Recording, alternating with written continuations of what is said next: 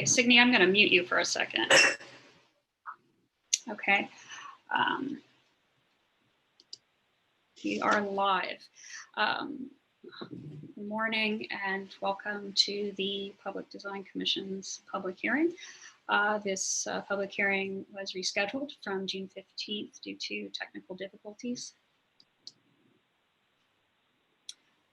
If you're watching via YouTube, you can find a link to the agenda within the video description. And for members of the public who wish to testify, please, if you can, wait until the project you wish to testify on has been announced and then join the meeting, just to keep this running more smoothly. And if you have, so if you've joined now and you're not here to testify on the McKim Park concessionaire, if you could leave, continue to watch YouTube and then come back when your project is announced, that would be helpful. Otherwise, it will take a little longer.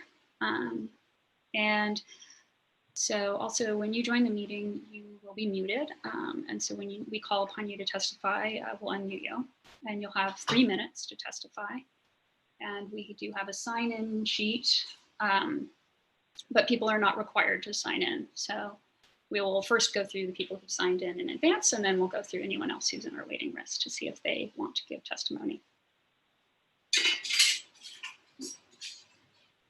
Okay, so Signe, we can begin.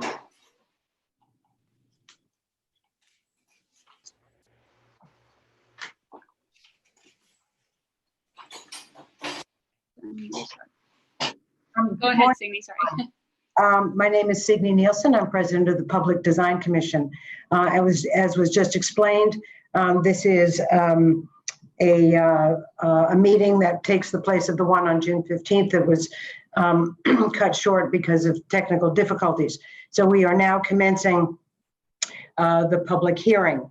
I'll begin with a roll call to confirm commissioner attendance. When I call your name, please say here. Lori Hawkinson.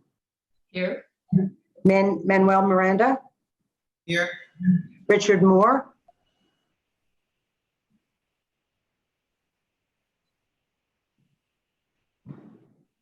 I know you. Here. Hi, Richard. Susan Morgenthau. Here. Ethel Sheffer. Here. Meryl Tisch. Here. And Mary Valverde. Here. And myself, Signe Nielsen. Excellent.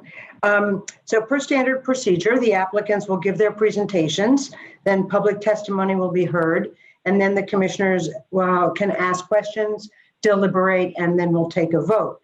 So the first item today on the agenda is item 27532, construction of a cafe addition, storage building, and adjacent site work at McCarran Park in Brooklyn.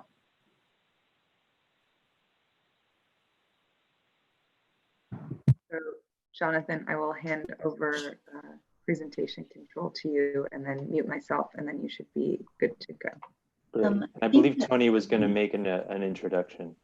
Okay. Okay, we'll unmute him. Okay. Good morning. I'm Anthony McCary, and I'm the Parks Department's Director of Concession Architecture and Development. We're here today to present the preliminary design for a cafe in McCarran Park in Brooklyn. This park's concession was competitively bid through a request for proposal process and will be developed and operated under the terms of a 20-year license agreement with Brooklyn Bazaar. They are represented here today by Aaron Brodo. The concessionaires are obligated to fully fund and manage the design and construction of the project, including the park's maintenance and operation spaces and public restrooms, which they are committed to fully renovate as well as maintain during the course of the license.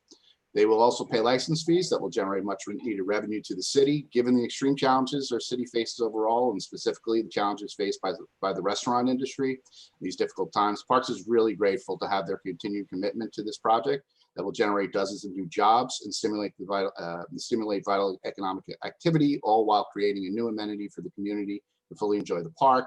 And that increases public access by creating a new comfortable, casual setting to dine and drink. The design we are presenting today has been revised in order to accommodate the multiple needs of the park, including our operations team, and to satisfy the community's request for increased and improved public restrooms. Inc. is the architect of record, and they are represented today by Jonathan Chesley, who I will now turn this over to present the design. Thank you. Okay, thank you very much. Good morning, Public Design Commission and the public who's watching. Tony, thank you very much for the introduction. As he mentioned, I'm Jonathan Chesley. I'm leading the design of the restoration and renovation of the McCarran Park House from a comfort station, as it's currently being used, into a public concession, bathroom, and utility building. First off, we want to say that it's been our pleasure to collaborate with the Parks Department over the last couple of years. We've been working through the public review process with your commission as well as local community boards. And we feel that the back and forth has resulted in a beautiful design that equitably contributes to the needs of all stakeholders, from the general public to the concession patrons and the Parks Department. So, for those who don't know, McCarran Park is the largest park in North Brooklyn. It directly serves the neighborhoods of Williamsburg and Greenpoint, as well as other nearby neighborhoods and the rest of the city.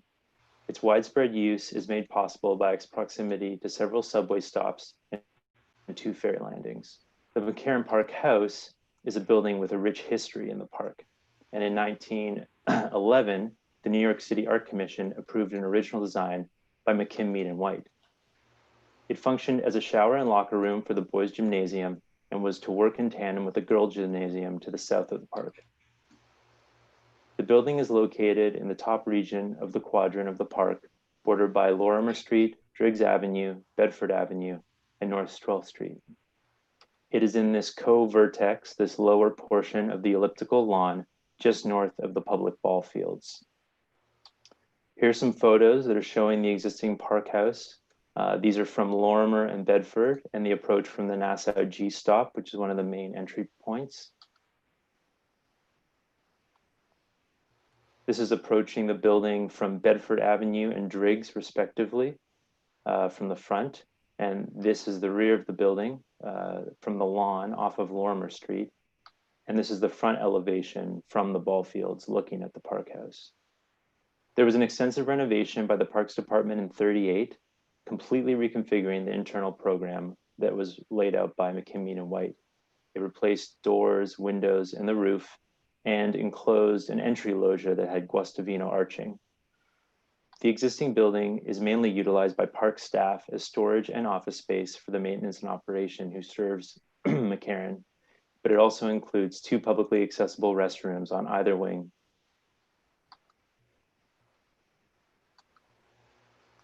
As you can see from this original elevation drawing, the facade is composed of 3 volumes, punctuating the biaxial plan, while being stitched together with careful use of repetition in bays used for windows and doors.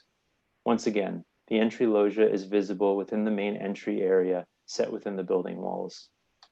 And then here are some elevations of the building elevation as we see it now, post 1938 renovation. The original material specified McKim, Mead, and White included dark red brick with limestone details and a green tile roof. Unfortunately, none of these details are visible as the brick and limestone are concealed by years of paint over top layers of graffiti. The tile roof was replaced by a batten metal roof in 1938, and many of the existing windows are missing or broken, the openings being replaced by brick or plywood. So a large part of this project is restoration and rehabilitation. During the design process, we used diagrams to explore the relationship between the necessary program elements and building square footages, the location and typology of proposed additions and extensions, and the types of paths that would be required by the different building stakeholders in order to minimize desire lines in the park, as well as ensure easy access for parks vehicles. We worked very hard to respect the overall site plan of the park, as well as the existing park house. In order to accomplish this, we've tucked new elements into underutilized areas or spaces already being used by the Parks Department. We've developed an aesthetic for extensions and accessory building that is both contemporary and minimal and blends carefully into the surrounding landscape. As mentioned, the program is broken into 3 key stakeholders. So we have the public, the Parks Department, and the concession patrons. As you can see in the plan, we've clustered these programs to allow for logical wayfinding and functional efficiency. The concession will minimally extend into the lawn to the north to create additional interior spaces, an accessible patio for the patrons and publics to the site and public to sit and enjoy the park. In addition to the extensions, we have a new accessory building, which is being provided for maintenance and operations team to house their vehicles as well as other storage needs. This is located directly adjacent to the park's entry through a maintenance yard. And then the public restrooms have been banked on the west wing and have been increased by 150%. Since the new accessory building was required, we used it as an opportunity to keep the building extensions as clean as possible, and we remotely located the condensing units for the concession on the accessory roof here. So in the lower elevation here, you can see the accessory building, which is pulled off the house as far as possible and designed to have as thin a facade as possible so that it is the most minimal addition. And from the north, you can see that there's a new entry now leading from the lawn, and the glazed extensions, they follow the rhythm of the existing building. A couple of remaining elevations of the accessory building and some elevations of a small building that we are utilizing for the new incoming electrical that's required for the concession.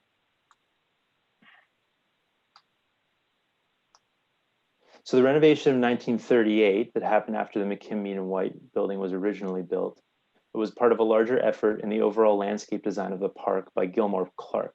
So here we see the original plan for the lawn that included a thick hedge of European beech that surrounded the building and clusters of organically organized trees at the lawn's perimeter. Now, some of these elements still remain, but at some point, the hedging was changed to a U, so the character is quite different.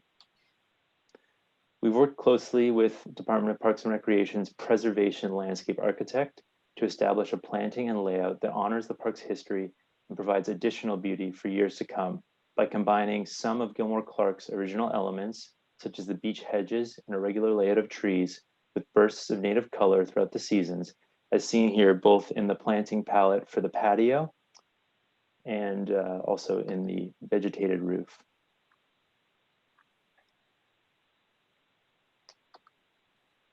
In this original rendering by McKim, Mead, and White of 1911, we see the prominence given to the loggia as an element to draw people into the building. One of the challenges is being how best to add to a building on this site. We explored various design strategies to make the accessory building disappear into the surrounding landscape, both through geometry and material, and believe the simplicity where we have landed is the best way to minimize the impact of the building on the park. There's room to explore the precise color and size of the CMU, but we feel the material, tone, and both achieves the aesthetic and budgetary requirements of the project. We've included a gray CMU option for comparison, but see the difference as a much more obtrusive presence in the park.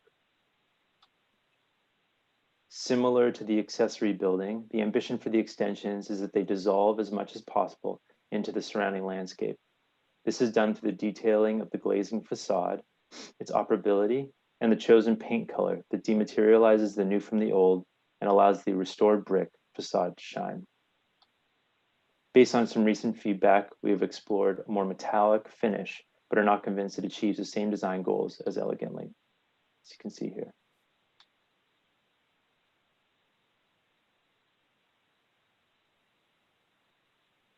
Now, these extensions have evolved greatly over time, but with the decision to introduce a fully operable glazed door system, we have started to understand them as the reintroduction of the original entry loggia. This zone can function both as an interior or covered exterior space, providing respite to park patrons and a unique threshold between the park and the building. Again, we're showing a metallic option for comparison, but it is not our preference. Finally, we have some design details that we can show you, for more information. We have the park extension and how we are able to bring the glazing up past the parapet to make as thin a profile as possible. We have some details of the accessory building and the CMU construction, how simple this building can be, both for the budget and for the use. We have a variety of CMU finishes and textures that we are looking at, and we'll compare these and make the final decision once the brick of the facade has actually been restored, so that we are making it work in concert as well as possible. We have some railing and outdoor furniture precedents that we're looking to for these elements in the building. And finally, a glazing spec for the replacement of windows, where we're looking to optimize light in the spaces while allowing for privacy, as most of the building, except for the extensions, are more sort of functional back of house spaces that do not require to be able to see into. So that comes to the end of our presentation. Thank you very much for the opportunity to present, and we're happy to field any questions or comments that you or the public has. Thank you. Thank you, Mr. Chesley. That was an excellent presentation. I would, first of all, has anyone signed up to give public testimony on this?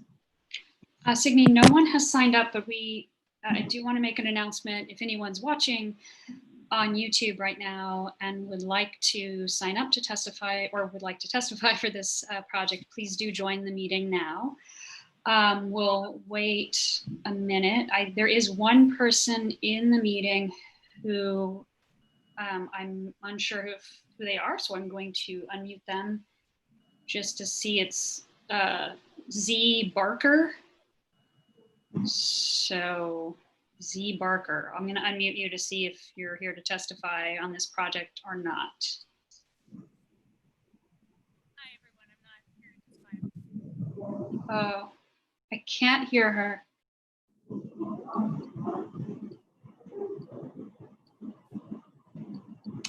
Also, if I do unmute you and you're watching on YouTube, please mute YouTube.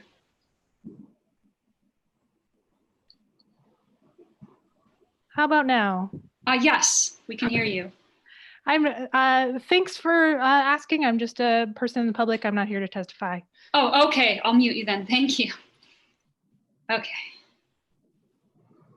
Okay, so no one therefore has signed up to give public testimony on this project. So I would like now to turn it over to the commissioners for their questions or comments. I'd like to start with Commissioner Hawkinson, please. Okay. Anyway, thank you so much. And I want to also thank the architects for a very careful, and I know it's been a long process that you've worked on, project that you've been doing here. It's gone through a lot of changes, but I think you've come to, a very elegant solution with the view to the opening to the back where the cafe seating is. I think it's very elegant. You know, you've really done a really spectacular job in presenting all this material to us. I really appreciate it. So I had a few questions, and I guess there's really two. One of them, I guess the question about the roof profile, that's, you're not putting a new roof on, right? So because the roof profile now is very heavy, and it's not, I'm not a preservation architect, but I think we would want to respect the building itself as a piece of architecture by McKim, Mead and White. And I guess this is not in your project description to replace that gutter and cornice. Is that true? Right. Yeah, that's a result of the renovation of 1938. And so you can see, I don't know if you can see in this elevation, but what it's actually is it's part of an internal gutter system. So behind that is the gutters that then we're feeding, downspouts through the building that aren't actually really in use anymore. And, but yeah, that has not been a part of our brief or the extent of which we were looking to interact with the building. Okay. All right. That's too bad. Well, if they ever do it, I hope they'll go back to the thin profile.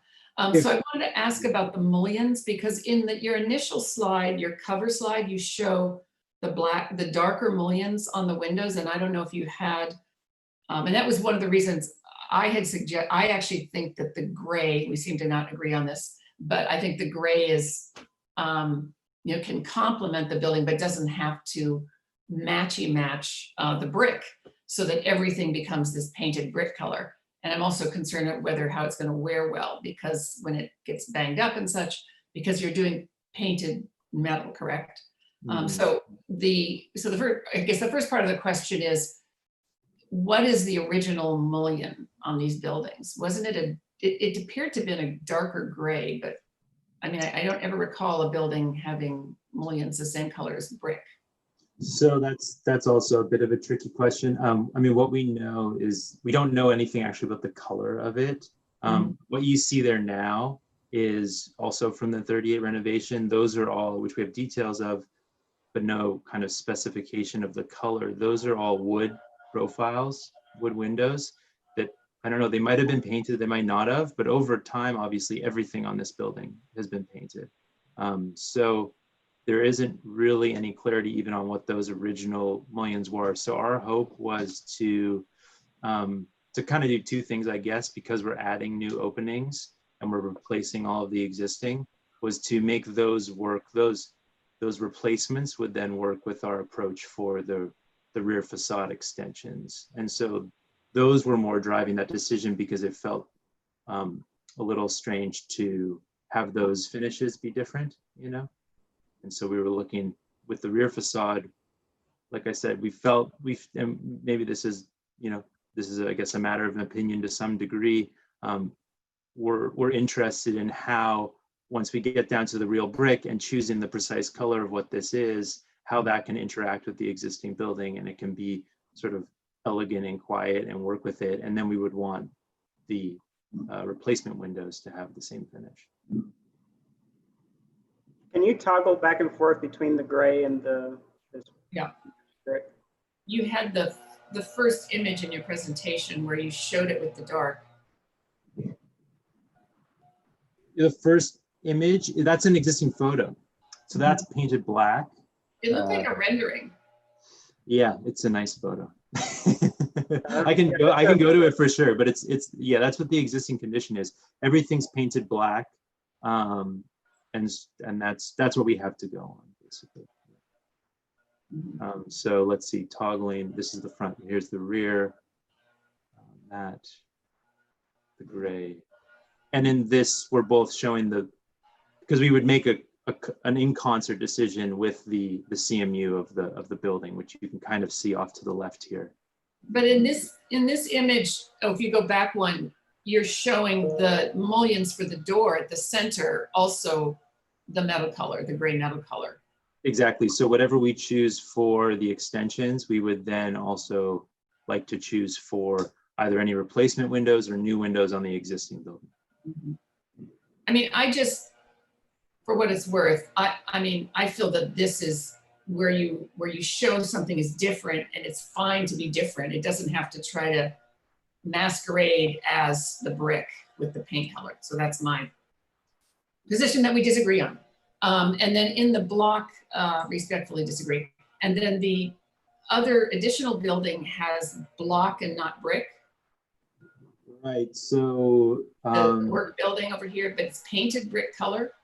no, this is an impregnated CMU. It's the impregnated CMU. Yeah, and so CMU. yep, exactly. Yep. Mm-hmm. Right.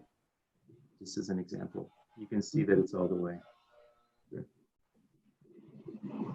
And you have that next to the brick in your sample board.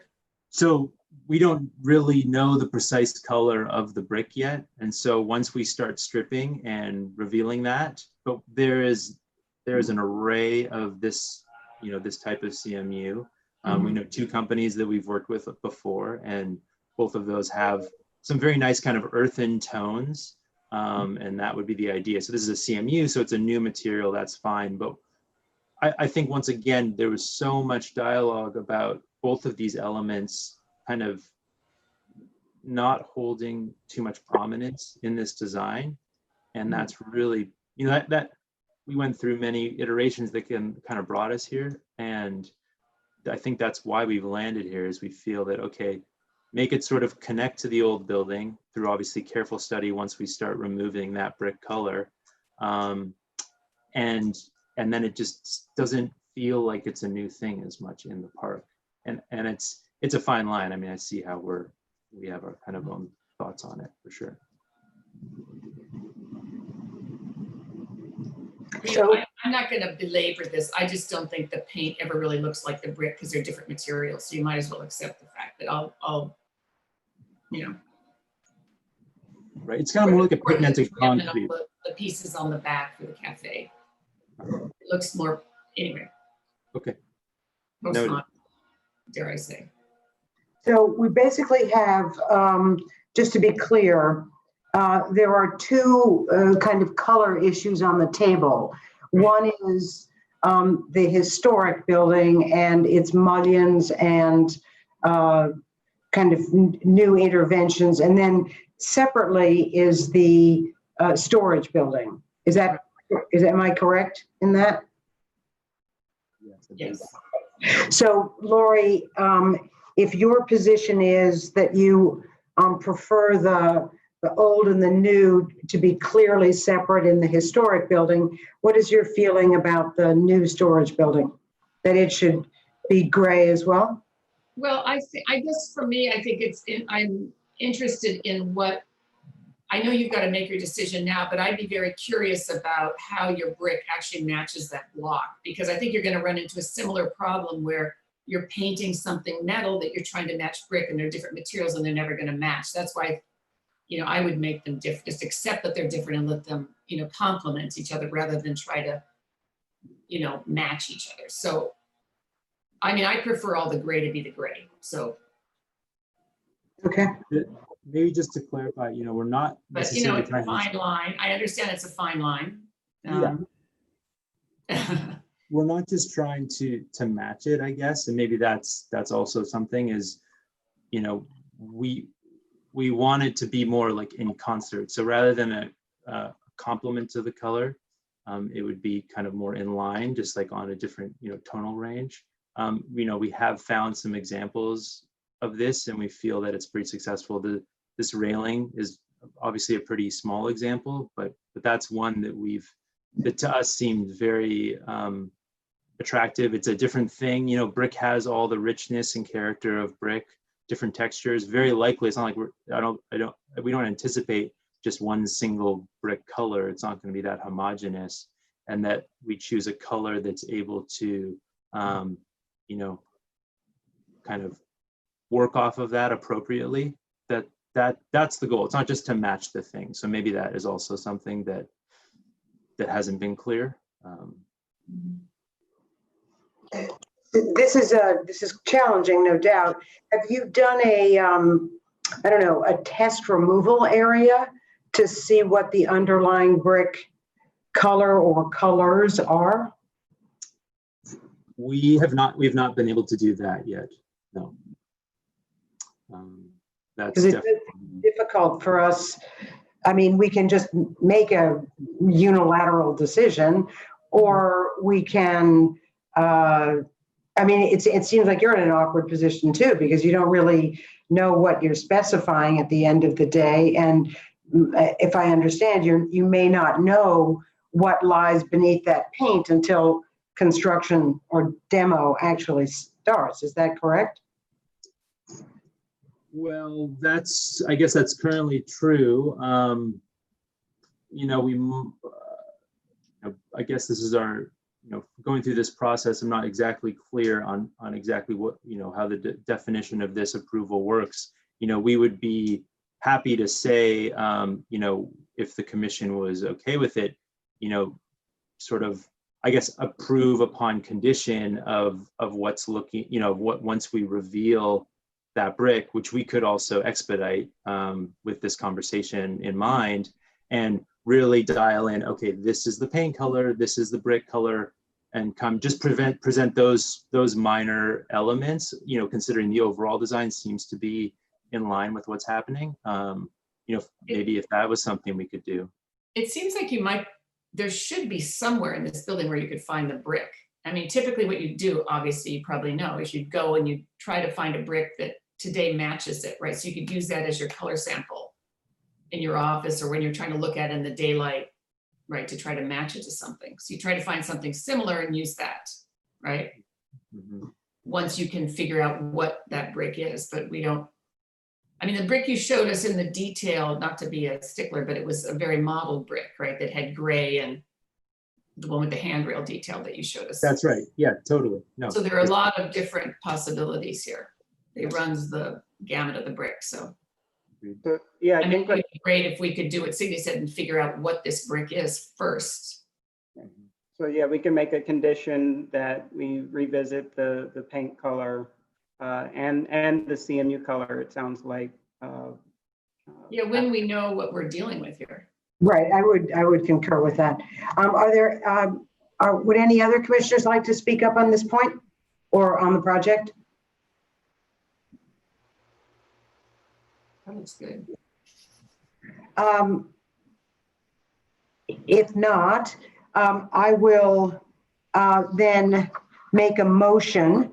I would like to thank the applicants again for their attention to our comments. I believe that what we have left before us, this will be a recommendation for a preliminary approval.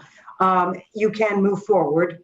And what we'd like to urge is that the Parks Department understand that we are unable to make a conclusive recommendation on color until we are able to see, actually until the architect is able to see a sufficiently large swath of the original brick in order to make a final recommendation. I think we'll wait until final approval. Again, as long as you're comfortable, you, the architect, and the Parks Department are comfortable with this being kicking this part of the can down the road, and that you're able to move forward. Yeah, Is that we would like to move forward, so that's okay. Yeah. okay? So then I'd like to ask for someone to make a motion to approve and defer the color decision until we understand the brick better. Would someone like to make that motion? So moved. That was Richard. Do I have a second? Second. That's Ethel. Okay. I'll now call the roll for your vote. Lori? Agreed. Manuel? Agreed. Susan? Agreed. Merrill? May be indisposed. Mary? Approved. And myself approved. So with the so we have a quorum, a sufficient number to give Did this. Did you count me in the yes? Yes, excellent. Yes, You put me in the agree. yes. So we have Thank you. a sufficient number of votes to give this preliminary approval with further consideration of color as the brick is exposed. So thank you very much. And now we're going to move on to the next item, 27533, reconstruction of a portion of Kelly Playground in Brooklyn. Thank you very much.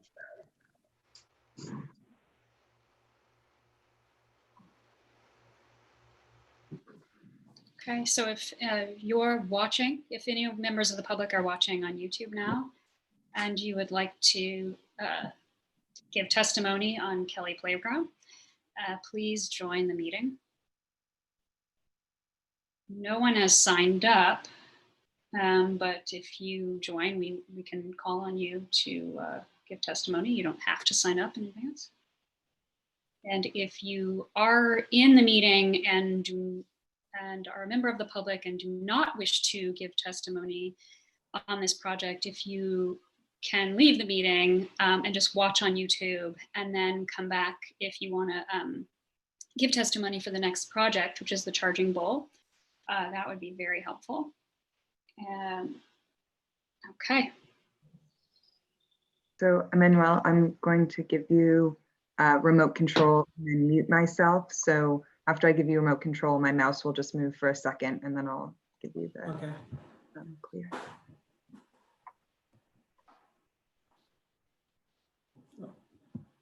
Oh, 1 second. Do I have it now? I think I have it.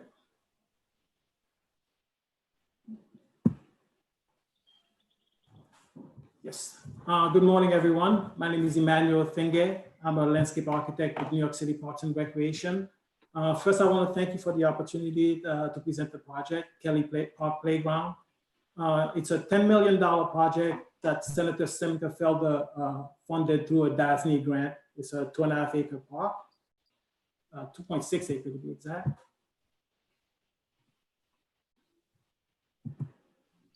It doesn't seem to be moving.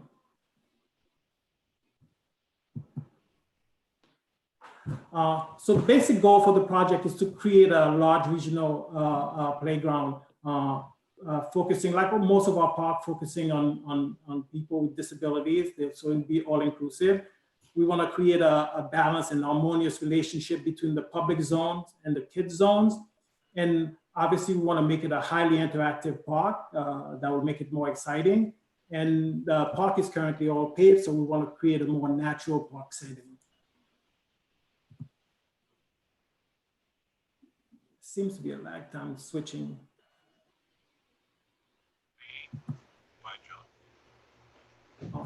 So the scope of the project, we are expanding the current playground into a much larger playground. It'll be play equipment for 2 to 5 and 5 to 12, having a main spray feature and provide sitting areas for the general public.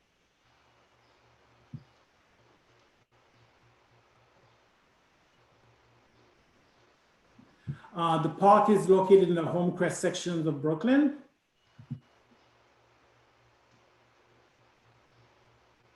It really is the main park in the area. There's a small triangle nearby within the 10-minute walk. So obviously this would be a good destination playground for people in the community, being the only large playground in the area.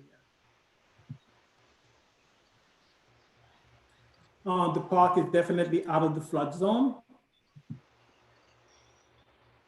It's also out of the MS4 DEP zone requirement. So we will not have to do any special engineering design meeting the MS4 guidelines. So existing conditions. The park is really 2 parcels. On the left is the area that we will be reconstructing, and to the right to the right of the track that's splitting the 2 parcels is a small joint operated playground that Public Design Commission recently approved and will be in construction. The park, that small playground is really tied to the school.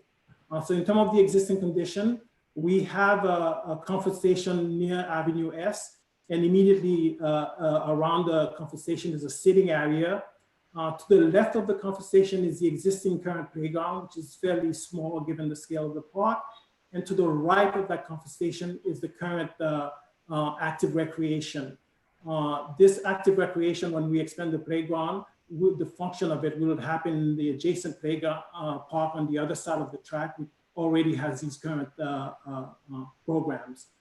To the north is the baseball field. There are two paved baseball fields. The area in black that you see outlined in black is our current reconstruction project. The tennis court to the north are not part of the scope. As in our scope meeting, it was approved that the tennis court are to remain, so we will not be reconstructing that. Immediately underneath the baseball field, there are two abandoned DEP tunnels that we have confirmed and have no easement tied to them.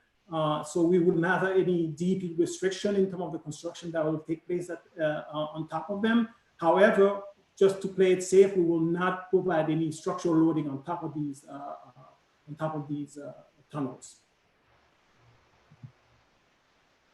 This is just a shot showing the basketball court in relation to the conversation behind and the sitting area. And to the right is you see a picture of the fitness area around the current conversation. Just another view of the seating area in front of the conversation. And the second picture to the right shows the main entrance currently around the conversation. It leads directly to the wall of the conversation. Sorry. Another view of the playground looking toward the conversation. That's the existing playground. This is the baseball field, large open area, and you can see the urban setting in the background. It's quite a nice urban setting looking at. They provide good vantage point for the proposed project. This is the area next to the track. We are not in control of that area, and currently it's usually overgrown. So that's something that we want to stay away from orienting the view toward. It usually has is a messy site to look at. This is just for reference. The tennis court is not part of the scope, but for contextual reason, we show on the slide. This is the sidewalk along Avenue S. It's not in the greatest of condition. The curb is not, there's missing curb, so we will be providing new curbs along that edge. And along East 14th Street, the sidewalk is in fairly good condition. The areas that are a little damaged, we will replace. That's the existing concrete bed that's against the wall of the conversation. The community seemed to love that bed, so we intend on maintaining it. The existing Kelly Monument, which we will be relocating, and we'll show our plan where the relocation will happen, will take place. So in terms of the site analysis, looking at the overall project, the track is not, as I've mentioned before, it's not a very attractive view. So we want to orient the views the opposite way, more toward the urban setting along the edge. The existing comfort station, which has a sitting area currently around it, that's something we want to maintain because that makes the park very active and has a positive aspect to the park. The current baseball field, as well as the handball court and active recreation area, are currently widely open, which allows us the opportunity to make grade changes throughout the park. There are no trees that would prevent us from doing so and adding another layer to the park itself. And as I've mentioned before, the DEP tunnel, we want to avoid adding any structural loading on top of them. But however, we can put design like benches and trees at those locations. We've met with our horticulture division. The trees are not in the greatest condition. There was a lot of them slated for design removal, and they've come to agreement. We have some additional trees that our design will be removing. Those 3 trees are small shade trees, about 5-inch caliper trees, which we'll be removing. And then there's a grouping of about five small crab apples, which the landscape construction division had also agreed that we can remove to facilitate the new construction. So this is the basic, the bubble diagram for the park. We have 3 entrances, one along Avenue S, one at the corner. It's always good to have an entrance at the corner, and one basically close to where there's a current entrance in the middle of East 14th Street. We have an outside perimeter loop that would be dedicated to the general public, and along that route, we will have seating area at key locations. The playground itself, we will have the 2 to 5 in the center of the park, pulling it away from the entrances. We'll have a seating area around the comfort station and the spray feature which would connect to it. And the spray feature would be centrally located so that it's in proximity to all of the play areas. We have 2 specialized play areas that will be a little bit more interactive, one here and one there. So this is the schematic plan. As I've mentioned before, we have 3 main entrances. The entrance on Avenue S will be the primary entrance to the park. It's in line with the existing crosswalk. And the main space, the seating area around the comfort station, we are reflecting the geometry of the comfort station, making 3 of the edges parallel to the comfort station. And the one on the right, we are projecting it, it's sort of diagonally projecting toward the perimeter path, which is on the edge.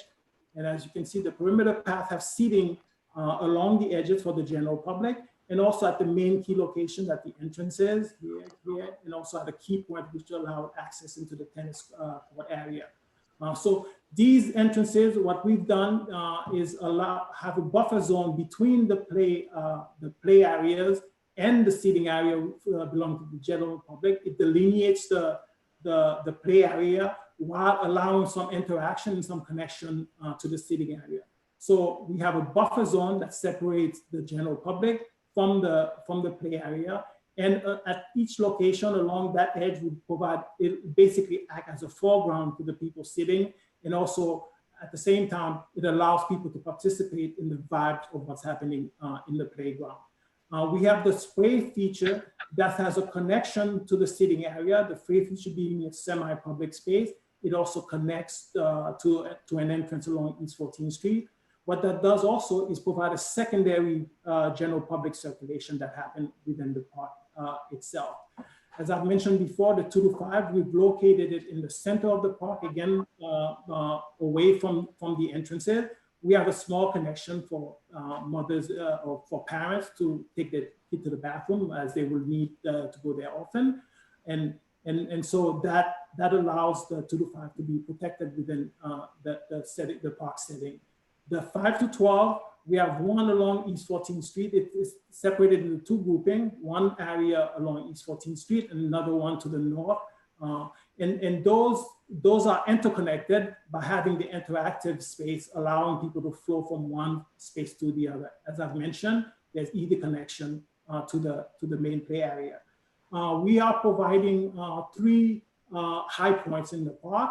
One is here in the middle of the park that provides a nice vantage point. Another one is here, which is 4 feet above ground. This allows clearer sight line to the rest of the park. And another one in this location. There are 2 main interactive or specialized play areas. One is here, which has all interactive play elements. And then the other one is down at this corner, which is more geared toward nature play. There's a certain interconnectedness that we're providing within the park. We have an interconnected wall. That's a seat wall that connects the spray shower, as you can follow the mouse here, and it connects to this area. So that happens throughout the park. It also happened here from the central raised area. You have another narrow stairway that connects you into that element. So that happens throughout the park, that there'll be interconnected elements in the park. We also have, because this playground is geared toward all people with disability, we have an element, the bank shot, which is for where people with autism can compete against themselves as opposed to a competitive basketball setting. And we also have a social tranquility area for kids with autism that may want to get away from all the social excitement of the play areas. This is showing the enlargement of the interactive space that I was talking about, connecting the 2 main 5 to 12 play areas. These are all elements that are highly interactive. The spray shower itself is an interactive element. Kids play with water. It's not prescribed. They can interact with it in any fashion that they want. Immediately adjacent to that space, we have the Yelp memo, which is also an interactive element. It's a digital interactive game that continually changes, that we can remotely program it to change throughout the year. And it allows more dynamic and excitement and unpredictable play to happen. It's also ADA accessible. That takes you to a ramp that goes to the 4-foot platform that has a slide that takes you down. This area here will have musical play element. Again, that's another interactive play element. And then to the right of it is an interactive changeable maze. The way the maze works is it'll have posts at intervals that allows people in wheelchair to go through it. But also what it has is a series of flip panels that basically kids themselves in concert working together can formulate their own maze by either preventing people to cross certain paths. So it's a wayfinding post that allows you to flip that little panel and interact with and make up your own maze. This just shows the pavement that we are having. Because the spray shower is usually a special place and a central space, and for budget reason, we are making this with special pavement. The rest of the park would just have asphalt within the path. And so these are basically the basic element that we have. In terms of the palette, it's an earth tone palette. That just shows a section of that raised area adjacent to the spray shower. This is the central raised area. What we have is we have the 5 to 12 and the 2 to 5 that interconnect to that raised area. You'd have a nice vantage point that allows you to see throughout the park. And what we've done is, because we want to sort of separate the play activities of the 2-8 group, we have a climber at this location that connects to the 5 to 12. And then where you have the 2 to 5, we have smaller elements that may not be interesting, like a playhouse or small tables and chairs that may not be interesting to the 5 to 12 grouping, allowing the two groups to coexist. We will have planting within that level. It's fairly wide, it's 24 feet wide, and that allows you to be in a more natural setting. The play units themselves are highly accessible from the ground all the way up to these platforms. The same thing happened with the 2 to 5. And we also have a climbing wall along the edge at the end of the raised area, which allows to have vertical circulation as well as a horizontal circulation to happen in terms of play. That adds another dimension to the play. That just shows a section through that end wall that I was talking about in the climber at the unit. That's just another section showing both sides, the 5 to 12 and the 2 to 5, how they interconnect to that raised area.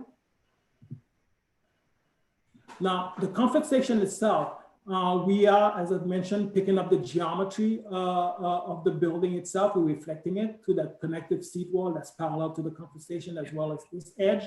We are using the formal and the symmetrical aspect of the comfort station, taking the center line of the flagpole and the comfort station. We are laying the tables and chairs in symmetry with that main entrance. We are also laying all of the tables and chairs parallel to the edge of the comfort station, reflecting that geometry again. What you see here is the existing concrete bear. This is an element that the community is very familiar with. They have a certain familiarity to the location. So we felt that this would be a good location to keep it. We will be providing planting around the edge of it to make it feel a little softer within the setting. We have the Kelly Monument, which is relocated here, as you see here. It's in line with the entrance so that when people come, it's an element that is easily seen. We've spoken with the division that takes care of the monument, and they agree with that location. This will be a separate submittal as we get closer to final to the Public Design Commission. Okay, so this is the interactive field that's more geared toward the natural play. As I've mentioned before, we have a ramp. We have a ramp that takes you to the upper platform. From there, you have a great vantage point. There's a series of natural stone steps that are connected to it. One here that connects to the interconnected wall that takes you to the spray shower area. We also have another one that takes you down into a specialized archaeological dig area. This archaeological dig allows kids to play with soil. Again, that's something that's great in terms of kids' social growth. There will be a layer underneath the archaeological dig area. There will be a concrete layer that will allow, that will limit the amount that kids can dig into the ground for safety reasons. The archaeological dig area will have buried treasures that kids can bring their own sort of little small shovel that they can dig, and it will be replenished by staff as needed. Immediately adjacent to it, there's an ADA table with the same feature. These two areas will have clay within as a digging material. Because the kids will be playing with dirt, there'll be a outdoor shower that allows kids, if they and their parents, if they wanted to sort of have the kids clean themselves. Mostly they'll be using this during the summertime, so they can use the water. Around the edge of this, we'll have logs, and again, in keeping with the more natural aspect of this. Oh, we do have a climbing wall. Again, you have that vertical circulation that happens from the upper level to the lower level. That's just a section through that area in relation to the conference station. Again, that's the bank shot that I was referring to. This is basically like a basketball game where the backboard makes it easier for the kids to sink the shots. It's geared more toward people with autism. They are not competing against each other, but rather against themselves and build up their cognitive skills. Because we are concerned about stray ball. That's what this is on the other side of the path, where you can have the 16 chain link fence act as a backdrop. But we are also immediately near the main play area with that access that easily connects you to those. That's just the overall section to the entire park. In terms of the fencing, there's currently an existing outer perimeter fence that's 5 foot high. We will be lowering it to 4 feet. There'll be gated entrances. And then as far as the internal aspect of the fencing, we'll be providing low fencing that's separate along the edge of the play areas themselves, which would prevent people from walking through the planting beds. So these will protect the planting in that aspect and minimize the amount of fencing we are providing in the park. Wherever you have the ramps and you need to provide a 3'6" fence as per code, and then we'll be providing that along. There'll be a low fence around the perimeter of the building. Oh, I'm sorry, I can go back. The existing chain link fence along the edge, we will be replacing the mesh. In terms of the planting, what we've done is, as I've mentioned, we have a buffer zone. We have a planted shrub edge for the seating. While you're seating, you can look at as a foreground. We'll be providing special trees with visual interest at those locations, like the multi-stem, and they will also have great bark interest. In the location where we have the more natural play, we'll be providing a lot of flowering trees as understories to the shade elements. We will also, in that main connection that connects the seating area to the spray shower, we'll be making that alley out of silver linden. Again, that has a strong architectural shape. And provide a great connection under the lighting along the leaves themselves will provide interest. So that makes a strong element to that connection. This just shows the lighting plan. There'll be lighting throughout the entire park. It's a Flushing Meadow Park light. So this is the play equipment. As I'm showing, it's ADA accessible from the ground all the way to the upper level. So people in wheelchair can easily access all areas of the park. The same thing happened at the 5 to 12, both units. And this is just a palette of the trees. We have shade trees. We also have trees with visual interest, a lot of flowering trees at key location. And the shrub bed will have low maintenance ground covers and shrubs. The material palette is basically earth tone. The area for the safety surface will be green, reflecting more of a grass color, complementing the earth tones of the pavements. We are maintaining the palette, the typical park palette. Again, this park is part of the main park, is part of the park groups. So we want to reflect that kind of furniture. We've increased the permeability of the park greatly from 12% to 38%, believing we think we're achieving that goal of making it feel more natural. And that is it. Any questions? Thank you. Thank you, Emmanuel. I've seen your work over many years, and you continue to be really a very fine designer. Thank you. I'm going to ask if there are any, I'll make some comments later, but I wanted to hear from any other commissioners who might have some questions or concerns.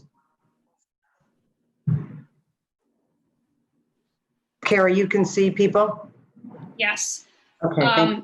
So I've unmuted the commissioners and no one is raising their hand, but you can definitely speak up if you Yes, I'm Mary Valverde. I just have a question regarding the actual, in terms of the removable or movable labyrinth area. Is there a way that can be described to us, or how things can shift and change and how it affects the design of that area? Yes. Oh, I'm sorry. Go ahead. Did you have more question? Okay. Well, yeah, and also the other question I had is about the climbing aspect of it, and also if the treatment of the floor right underneath it is shifting, or what are sort of the precautionary,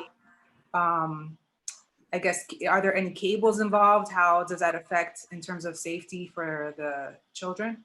Those are my two questions. Okay, so for the changeable maze, it's not that the posts themselves are movable. What it is if you think of a street sign, like the old time street sign where there's a panel that flips up that tells you to stop, or flips down that tells you to go. So what we have is we have those posts that are permanent in the ground, and then they have 4 small panels that are flippable. In other words, you can, almost like a little door, you can flip the door close against the post or flip it open. So when you flip it closed, it allows you to, it basically tells you can walk through that crossing.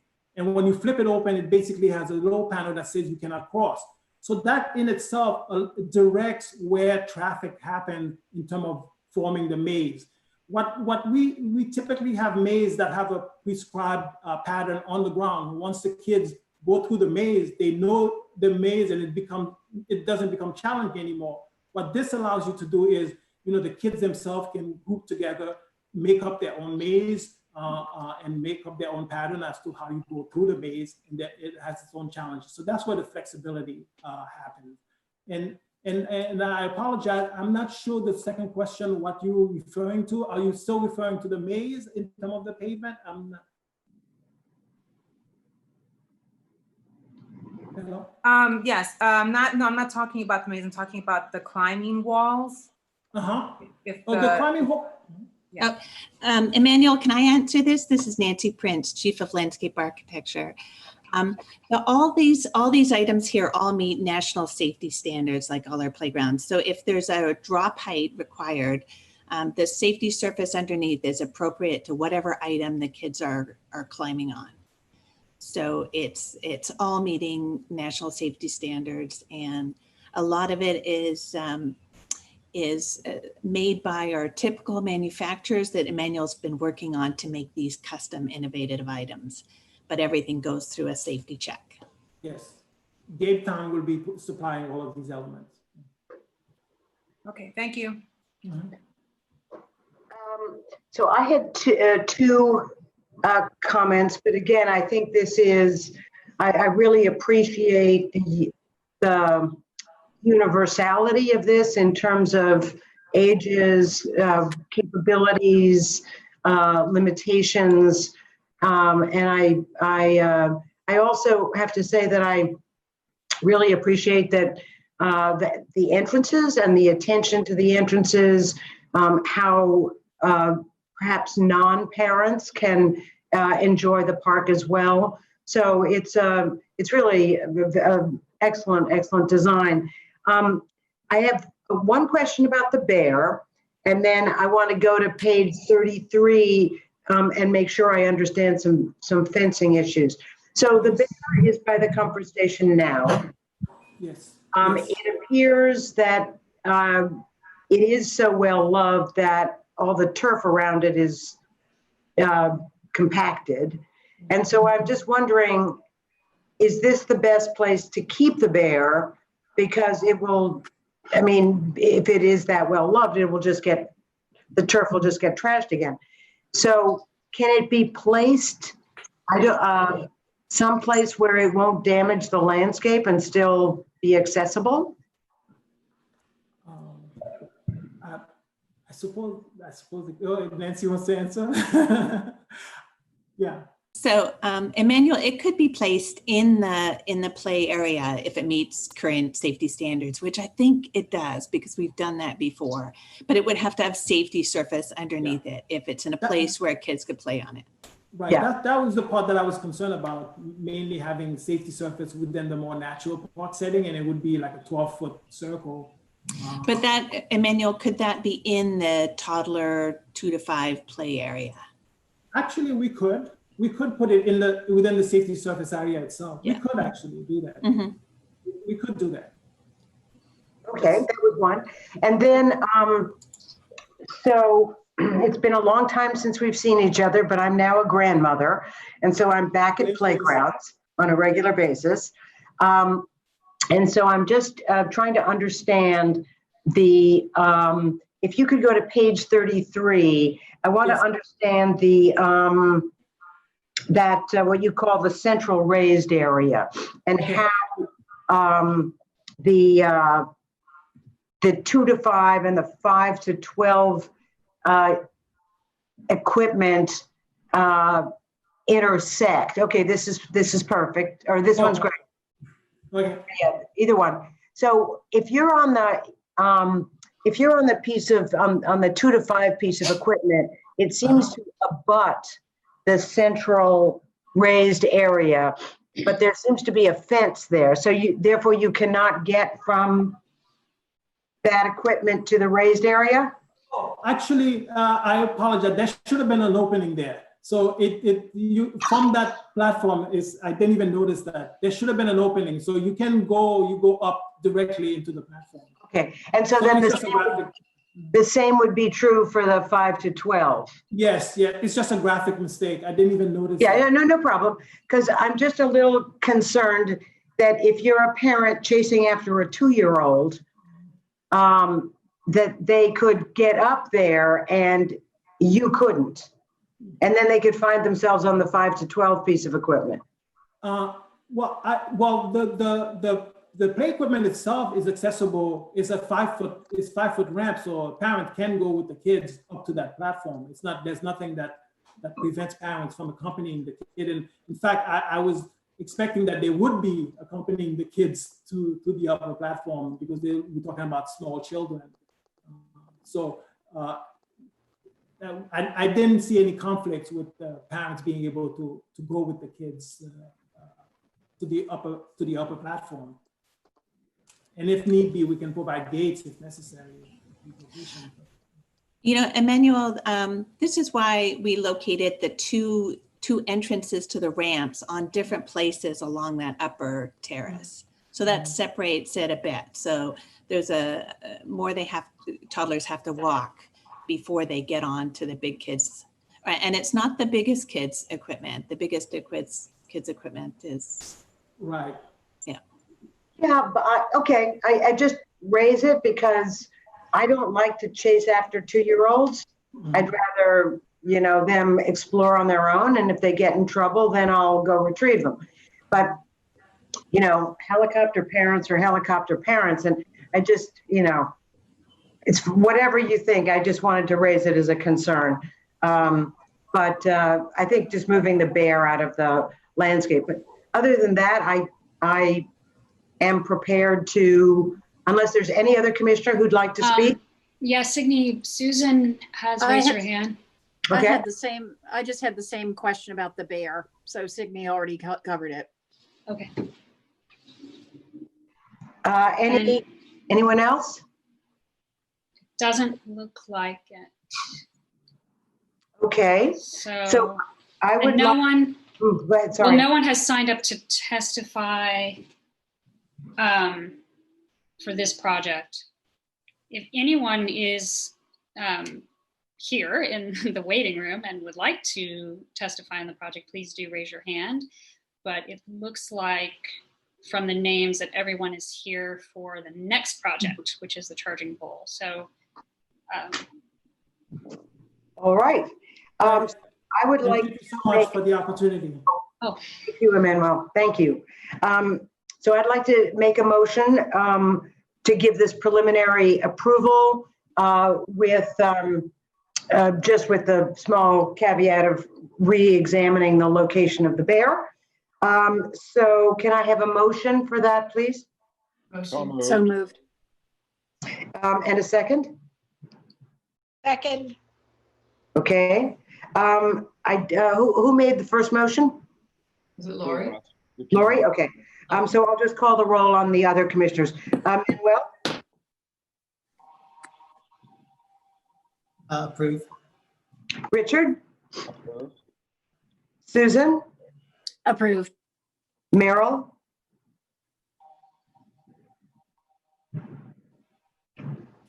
She may not be available. And Mary? Approved.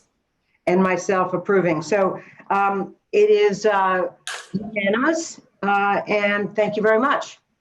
Thank you.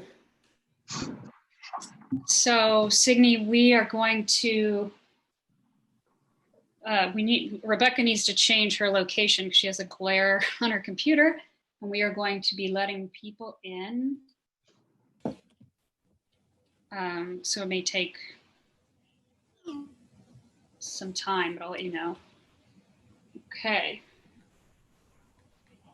So just let the world know that we are moving on to the next item, 27534, relocation of charging bull from Bowling Green Park to Broad Street between Wall Street and Exchange Place in Manhattan. Mm-hmm. And yes, and so for members of the public who are watching on YouTube, if you would like to testify on the charging bull relocation, please do join the meeting via Zoom now. The instructions are in the description. You can join via Zoom with your video or call in. So when you join, you will be muted until your name is called. We did have sign-in sheet online, so I'll call those names first, and then after I'm through with that, I'll go to anyone else who's in the meeting who wishes to testify. Okay, as usual, we do not require anyone to sign up in advance, but it was much appreciated for those who did. And if you're not here for Charging Bull, much appreciated if you leave the meeting. One more thing I want to mention, that when you are called on to testify, if you're still watching on YouTube, if you can mute that, because there might be some feedback if you don't. Okay, Rebecca, just let us know when you're ready.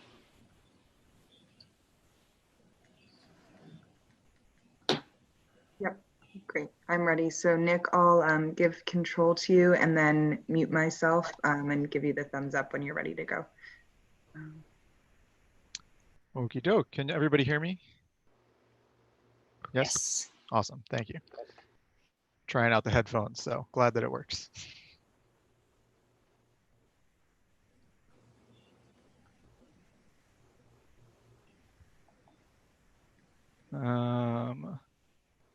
It says that I have control, Rebecca, but I can't seem to advance. Oh, maybe it was just a little slow. Okay.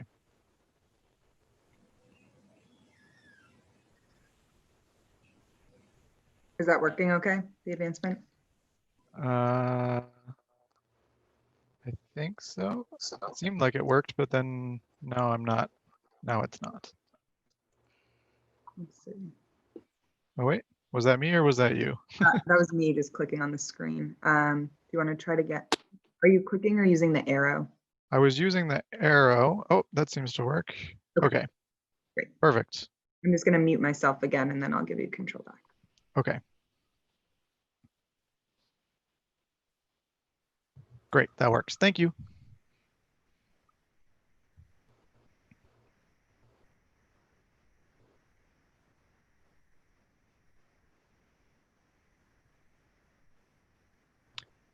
Should I wait for the go ahead to start from you, Carrie? Is that the plan? Sorry. Yes, you can go ahead and start. Okay, great. Awesome. Sorry. Good morning, everybody. Good morning, commissioners. Thank you for having us. My name is Nick Petnati. I work for the New York City Department of Transportation. I'm joined by some colleagues from our Manhattan Borough Commissioner's Office. Colleagues from the NYPD's Counterterrorism Division unfortunately can't join us today. They've been pulled away last minute, but they've been pretty integral to the effort, as well as our coordination with a number of other agencies, FDNY, DEP, MTA, et cetera. But today we're here to talk about the relocation of the Charging Bull statue. As many of you know, it's located in the financial district of Manhattan, more specifically at the tip of Bowling Green Park, the lighter red circle on the screen here. Where Broadway and Whitehall Street split, just south of Morris Street. And our proposal before you now is to relocate it to Broad Street between Wall Street and Exchange Place. I'm going to move through the presentation fairly quickly so that we can get to testimony. Obviously, there's quite a bit of interest in the project. We did present to Manhattan Community Board 1. They passed a resolution against the proposal, and I think that has been provided to you all. Specifically, the Charging Bull statue, as many of you know, it is an iconic piece. The artist is Arturo de Modica. It's a bronze piece that was created in 1989. The piece was actually originally installed not far from where we're proposing to relocate it on Broad Street. It was dropped beneath the Christmas tree as a gift for the stock exchange. As you can see from some of the press clippings that we were able to find. It was fairly quickly relocated by then, or at the time. Again, this was December 1989 or so. It was about a week or so before it was then moved from the stock exchange area to Bowling Green Park, where it has been ever since. The reason that we're really here today is because there's a significant concern. This has been raised by numerous stakeholders. NYPD Counterterrorism has obviously dropped the Jersey barriers and some of their police blocks, sugar cube blocks that you are all familiar with. And in addition to the security threat, there is primarily a pedestrian safety concern here. As you can see from these photos, the crowding around the bull is significant. This one in particular shows a fairly common occurrence where we have pedestrians spilling out into the roadbed of both Broadway and Whitehall Street. Obviously, vehicles, buses, all sorts of cars and trucks, whatnot, come down these roads, and there is a very fundamental pedestrian safety concern from the DOT side, in addition to the security issues that counterterrorism has identified. So again, we understand it is an iconic piece, that it has been an iconic piece, and that thankfully there have been no issues to date. But as with our Vision Zero initiative, as with our general approach to safety in general, we want to be proactive. We want to make sure that there is not an incident that occurs here. So we've really tried to take as cautious approach as we can to find a new home for the statue, recognizing that its location at this very narrow tip is extremely problematic. And again, here's just another view. This gives you a better sense of some of the NYPD safety and security elements that have been installed, as well as the sort of the traffic that comes down Broadway.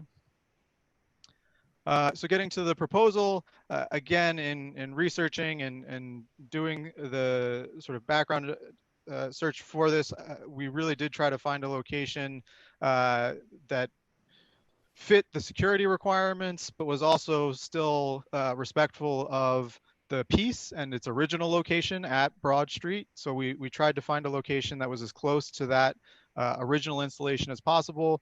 We did evaluate several other locations within the Stock Exchange security area. Again, this is an area of the city that is already closed off to vehiculars, has limited access. So there's a much less chance of there being that vehicular pedestrian conflict that we see at Bowling Green. And again, these are some existing conditions photos. You can see the Broad Street, again, is primarily a pedestrian corridor. There's the Stock Exchange fence that exists. Obviously, we're quite close to Federal Hall, Wall Street. There's a fair confluence of tourist activities that already occur. Getting into the plan itself, this is a wider view where you can see where we're proposing to locate the Charging Bull statue. Again, we've tried to locate it outside of the main pedestrian circulation zones. This is also obviously a key piece from an FDNY perspective to not impact their emergency routes through the area. We have quite a number of utilities to deal with. There's the subway that's below ground. There's DEP infrastructure. This is one of the few sites within the Stock Exchange area that we could find that really met all of the technical criteria for where we could place this iconic sculpture. So this meets with DEP's approval, meets with FDNY's approval, meets with NYPD's approval. It avoids any issues with the subway or below ground infrastructure. It also avoids emergency access routes and is generally sort of out of the main pedestrian circulation paths, considering its alignment with the Stock Exchange fence.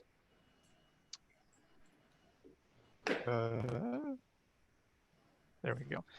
Zooming in, this gives you just a sense of some of the more specific dimensions, how close it is to the fence, the curb.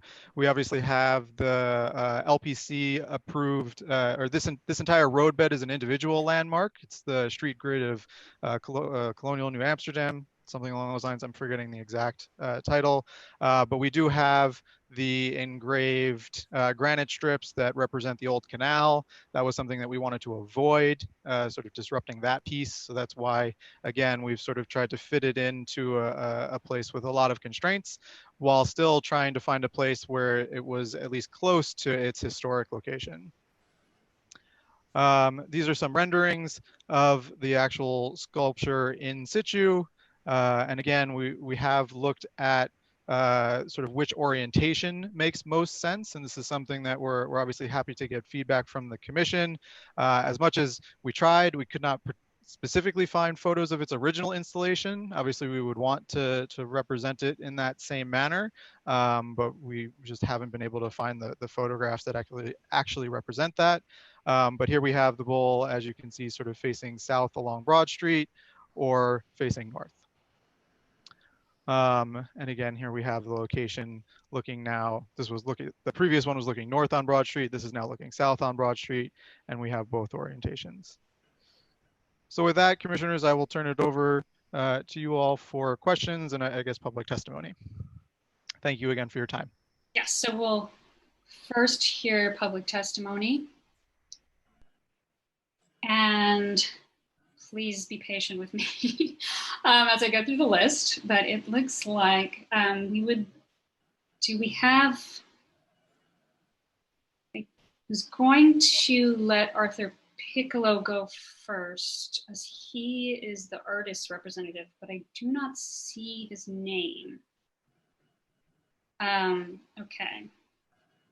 So, okay. So I'm going to start at the beginning of the list then with Kelly Mondesire. Kelly, I'm unmuting you now. Hi, good morning. The name is, hi, it's Dr. Mondesire. Thank you for having me. First of all, I reside at 15 Broad Street, and I have a few comments about the bull being relocated outside my front entrance. First of all, the amount of tourists that we have on a normal day, aside from this pandemic, You cannot get out of 15 Broad Street without having to walk through tourists. The tourists, it clogs the street, it clogs the entrance of not only 20 Broad, but also 15 Broad, and the crowds go from Exchange Place up and around Wall Street. Secondly, because of the fencing of the New York Stock Exchange, if you add a structure of this size, the flow of traffic is going to be insurmountable. Not only that, you know, we live across the street from one of the top terrorist targets in New York City. I can't even imagine sticking a bull that size in front of one of the entrances to the New York Stock Exchange. And may I add, a much more appropriate site for the bull would be just in front of the U.S. Customs House, the Museum of the American Indian. It is also a pedestrian site. There's no traffic there, and it affords way more room than the triangle where the bull is in situ right now. The other comment that I have to say about this aesthetically, this is a bad idea aesthetically. It looks like a junk store out there between the facing girl being plunked in front of the stock exchange. You have beautiful sculptures, the facade of the New York Stock Exchange, which is a landmark and a work of art in every single art book. You have Federal Hall, where you have the statue there outside Federal Hall. May I use the word pastiche would be describing sticking this particular piece of sculpture. It just doesn't make sense. Aesthetically, it's in poor taste.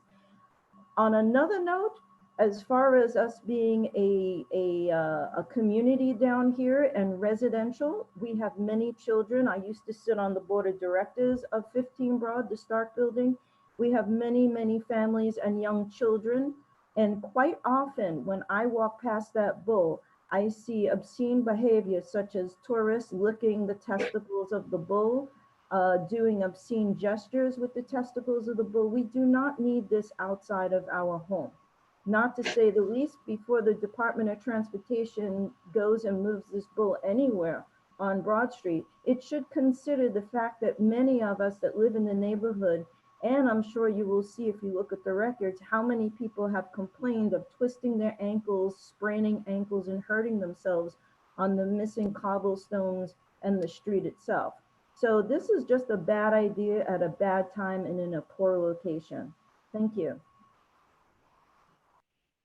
Thank you. And I did want to mention, I meant to mention that before, sorry, I unmuted Kelly, but we are asking people to limit their testimony to 3 minutes, and we'll be timing that. And I think, let's see, I do see that Manny Alejandro, who is the lawyer representing the artist, is actually here. So maybe I'll unmute him first. He's on the list. Hi, yes. Good morning. Are you there? Okay. Yes, I am. Thank you. Okay, go ahead. Great.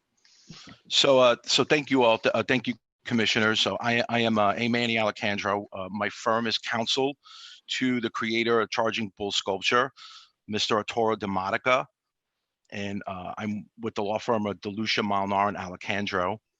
I submitted a letter to you all last week, kind of laying out the arguments in furtherance of Mr. DeModica's opposition, and I'm sure you received his letter expressing his opposition. I wanted to take this time in terms of this brief testimony to just reiterate a couple of significant points. Firstly, just to address the statements made by Mr. Pedinati of the DOT. I'm quite surprised that there was a reference to being proactive.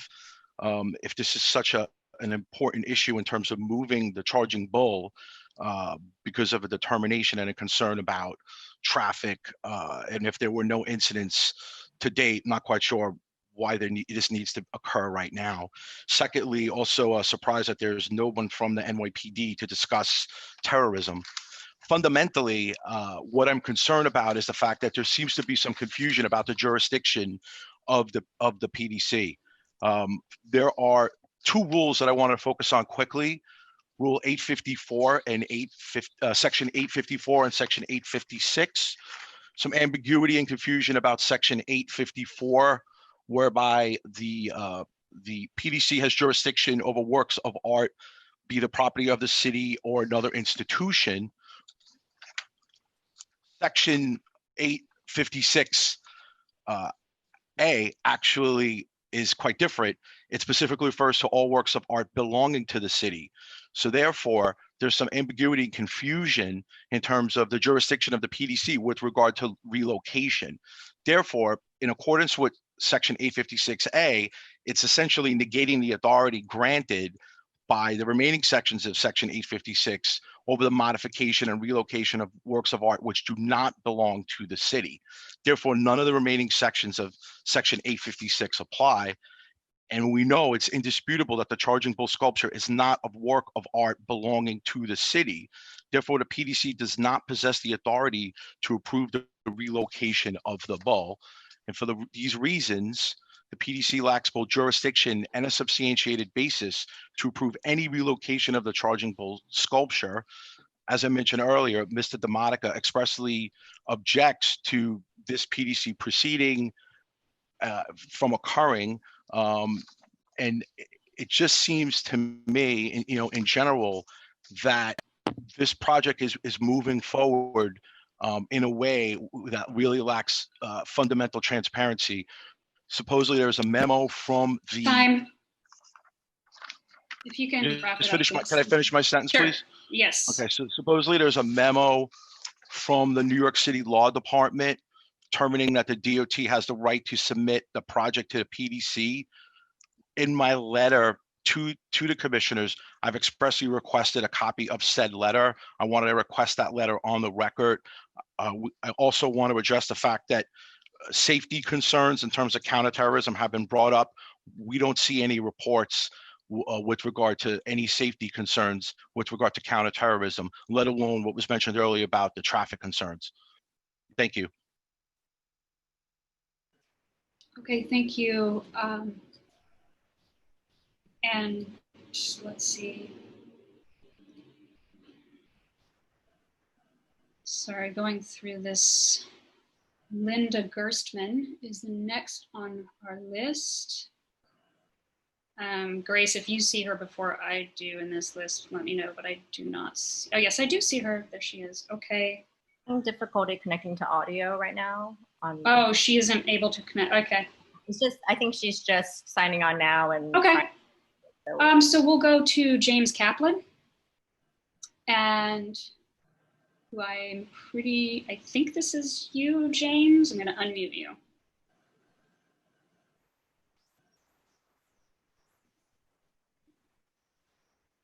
I'm trying to unmute you. This is James Kaplan. Can you hear me? Okay, yes. Okay. Yes, please go ahead. Yeah, my name is James Kaplan. I've practiced law and worked in Lower Manhattan since 1975. James Kaplan, can you hear me? Okay, yes. And I think it's fair to say that James, sorry to interrupt you. Can you turn your YouTube sound off? Because there's a feedback. Sorry, I'm unmuting you again. Sorry, I just muted you for a second.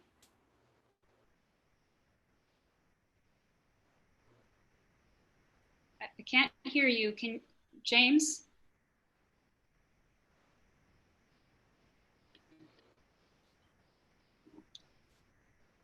James, you are muted and you need, yeah.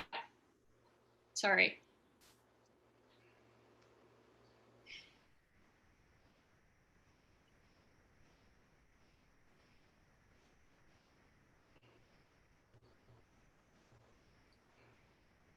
it says unmute. Is that better? Yes, yes. Okay. Okay, please start again. Sorry. Okay. Okay. My name is James Kaplan. I've practiced law here in Lower Manhattan since 1975. Yes. Okay, please. James, can you mute your audio on the YouTube video? I practiced law here. Not on the Zoom, on the just mute or close your window that has the YouTube in it. Or mute the video.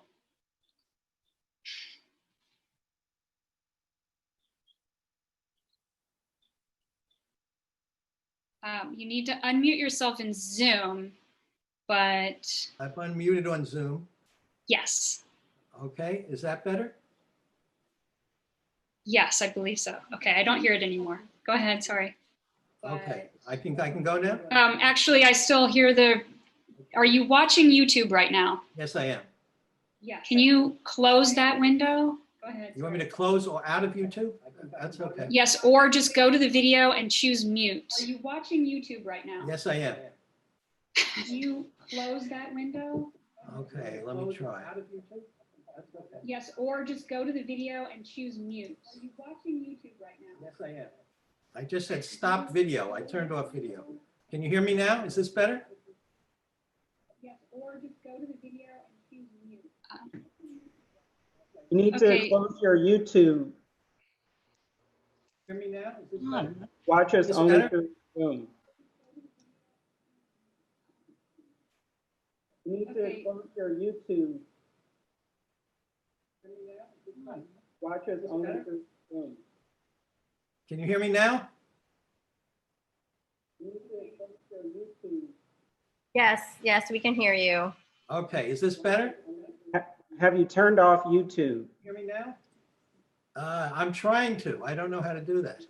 Can you just close the YouTube window? Okay, can I speak or is it? Have you turned off YouTube? I'm trying to. I don't know how to do that. Just close the YouTube window. For future reference for the other speakers, be sure to either mute your YouTube or close your YouTube live stream so that we don't have feedback. Otherwise, we won't be able to hear your testimony. So if you're watching on YouTube, you should be able to go to the video and turn the sound off, or just close the YouTube browser window. Okay, just to give James a few minutes to get his YouTube closed, I'm going to go to see if go back to Linda Garsman, if I can see. I think she was trying to join before. James is speaking now. I don't see Linda. Okay. All right. Hopefully James is ready. I think James is gone. I don't see him. Okay. All right.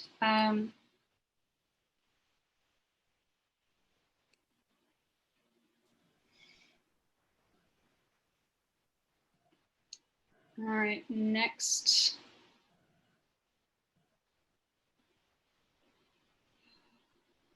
Bill, I'm going to, sorry, I'm just looking down the list and looking at the,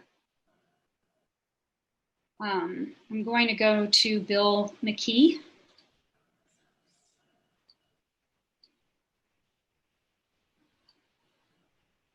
Bill, are you there?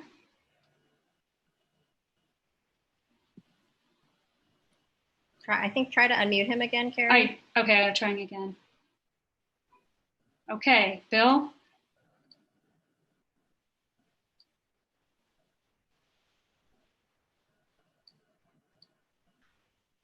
Bill, do you want to give your testimony, Bill?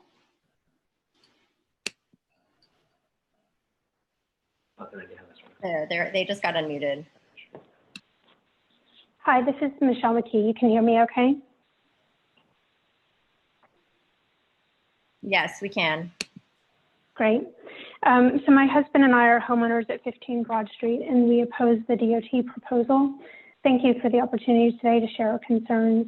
The community board voted against this proposal back in May, in part because of poor aesthetics, but also because of lack of community outreach or consideration for the residents that will be impacted. The proposed location is at the front of our building and also across the street. There's over 900 families that live in this area.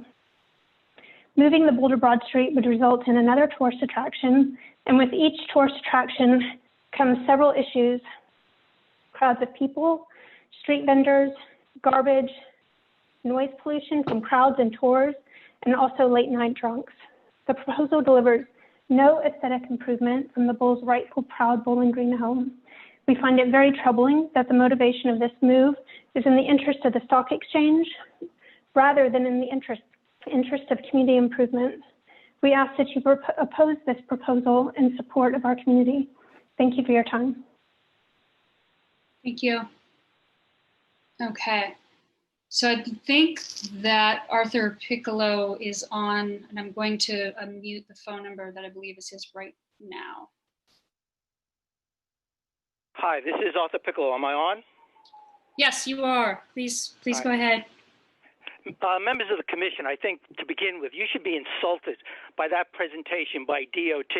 Think of what they did. They have presented you photos that are outdated. Why would they present you photos of the location of Charging Bull that are not current photos, all right? The photos you saw are previous photos from years ago.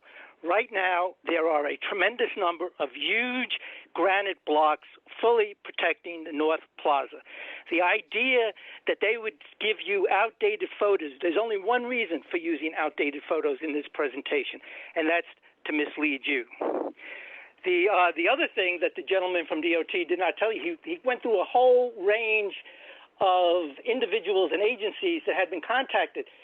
He didn't mention one in particular, of course, Arturo Demodica, who was never once contacted by DOT about this matter. Moving on to the legality issue, which is front and forward here, Ms. Butler responded to Mr. Alessandro's letter on Saturday, and I responded when you all have that. Ms. Butler contends that PDC's legal basis for having the right to seize and confiscate the bull from Bowling Green is contained in paragraph 856 in New York's Chapter 37 of the New York City Charter. That is no doubt it does not give that right. It clearly starts, Section 856 is all about the commission shall periodically examine all works of art belonging to the city and shall make request or approval detailed recommendations. The entire Section 856 is absolutely about works of art owned by the city. She references item number D there, which is simply an exception having to do with works of art owned by the city, in which case they can take special action. The idea of using that subsection as a justification, no law, no court will ever approve that. And we have asked, Arturo and myself have been asking for months, even before PCD got this matter, for the legal ruling. We have not even been acknowledged, our request for this so-called legal ruling. This entire session has no legal basis, and this is a black mark on the wonderful history of the Art Commission, now PDC, that you're even being forced to consider this matter. Charging Bull is the greatest single success story of public art on public property in the entire history of this city. Charging Bull has been at Bowling Green for over 30 years now. In those 30 years, there has not been one vehicular accident. There has not been one injury. And according to figures that the Alliance for Downtown New York itself basically hired a firm to do counts of various locations in Lower Manhattan. If you can wrap up your testimony, please. Wrapping up, I shouldn't have to wrap up my testimony since this is about Arturo Demodica and I'm representing him, all right? The fact is that the worst place possible on earth to move Charging Bull, if you even had a legal right, would be to the #1 terrorist target in all of New York City, to put it right next to the New York Stock Exchange. The terrorists cannot get into the New York Stock Exchange. It's like a fortress. But if Charging Bull was right next to the stock exchange, the sick terrorists would have an opportunity to do their mayhem by basically making an attack right at Charging Bull, right next to the New York Stock Exchange. This whole thing is an outrage. I hope the commissioners will show some integrity and refuse to consider this matter in any context. Thank you. Thank you. And just the design commission is not reviewing the legal matter of it, just the aesthetics of it. So just kind of keeping that in mind. Okay, James, it looks like James Kaplan is back, and so I'm going to unmute him. I do want to just remind everyone that if you're watching on YouTube, either just close that YouTube altogether since you're now in the meeting, or unmute the YouTube video, because what happens is there's a delay. So you'll hear what I'm saying in Zoom 20 seconds after in YouTube, so it kind of can get confusing. So please do take a moment to do that. And I'm gonna try James one more time.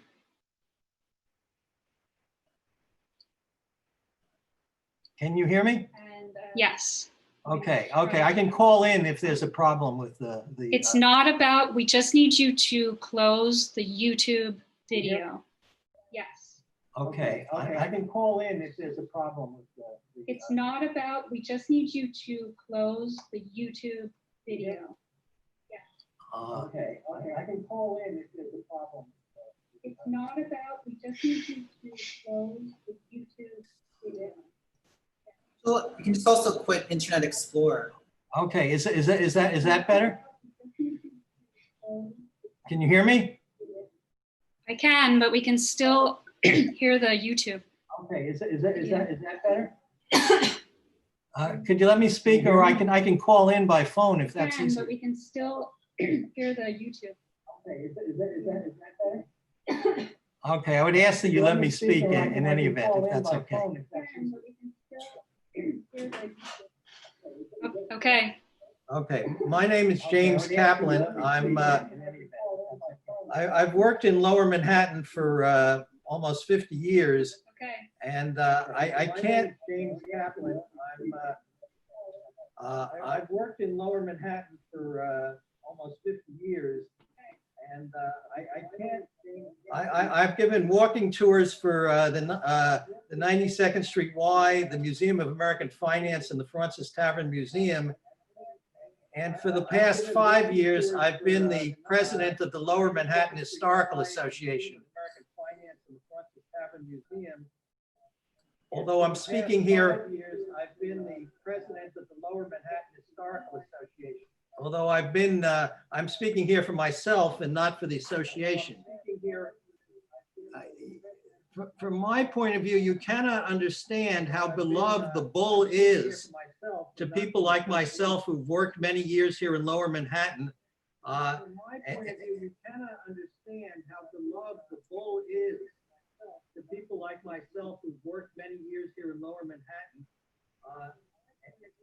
It is the symbol of the revival of Wall Street, from the dark days of the 70s to the great forward step of the 90s, 2000s. From the dark days of the 70s to the great forward step of the 90s, 2000s. It is the symbol of the American economy, the strength of Wall Street, and it's internationally famous for that purpose.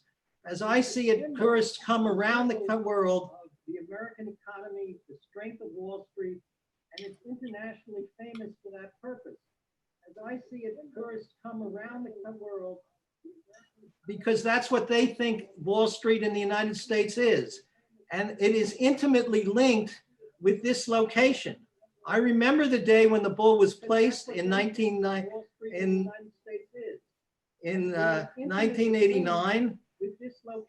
and I remember that the artist, Mr. Demotica, stood up and said it was the happiest day of his life. He thanked the mayor, he thanked Commissioner Stern, and he thanked Mr. Piccolo, but most of all, he thanked the people of Lower Manhattan, the people of New York, for their support of it. And he swore on that day, he said, as far as I am concerned, this bull will be at this location for as long as I'm alive. And although it was originally there temporarily, supposedly, we all knew it wasn't going away anytime soon. Mayor Koch said, as far as he was concerned, although it was there temporarily, it would be there for as long as he was mayor and many years thereafter.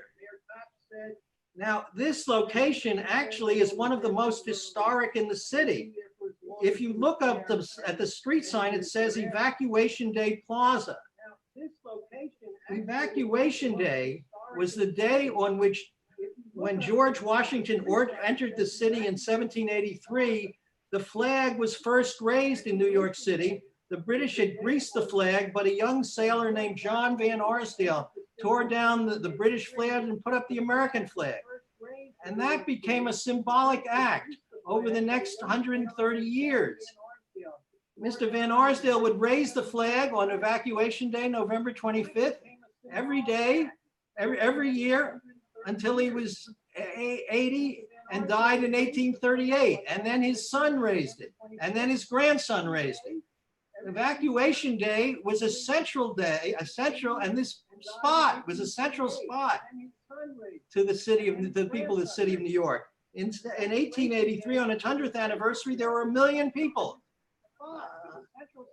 So this spot, it seems to me, is critical to the placement of the bull, which is critical to the image of the re-rise and the return of Wall Street. We in the Lower Manhattan Historical Association have taken to re-celebrating Evacuation Day. We started with 15 people in 2014, and they were now close to 500 last year, and we invite you all to join us. But the point is, the bill should be where it is. It's a critical to its location. It's critical to the city's history. There's no support among people in this area, as far as I can tell, to move it. The community board, as you may or may not know, voted 40-1 to reject this ridiculous proposal. And I urge you, I beseech you on behalf of the people of Lower Manhattan, of where I've been one for 50 years, to leave it here at Bowling Green where it belongs and where it's always been, at Evacuation Day Plaza. Okay, thank you, James. By the way, I also want to say that I wrote an article in the New York History Almanac and did a podcast, which I sent to you. Hopefully you received it. Okay, thank you. Okay, I'm going to now call on Todd Fine. So I'm going to unmute Todd. Yes, thank you. Go ahead. So given that this meeting is supposed to be restricted to the aesthetic considerations, I was shocked that the DOT made no aesthetic arguments. Nothing, not anything about it being good in this location, it having any movement, it having a good composition, light, angles, all of these things that Charging Bull is known for as one of the most popular sculptures in the world. They don't have any arguments for it.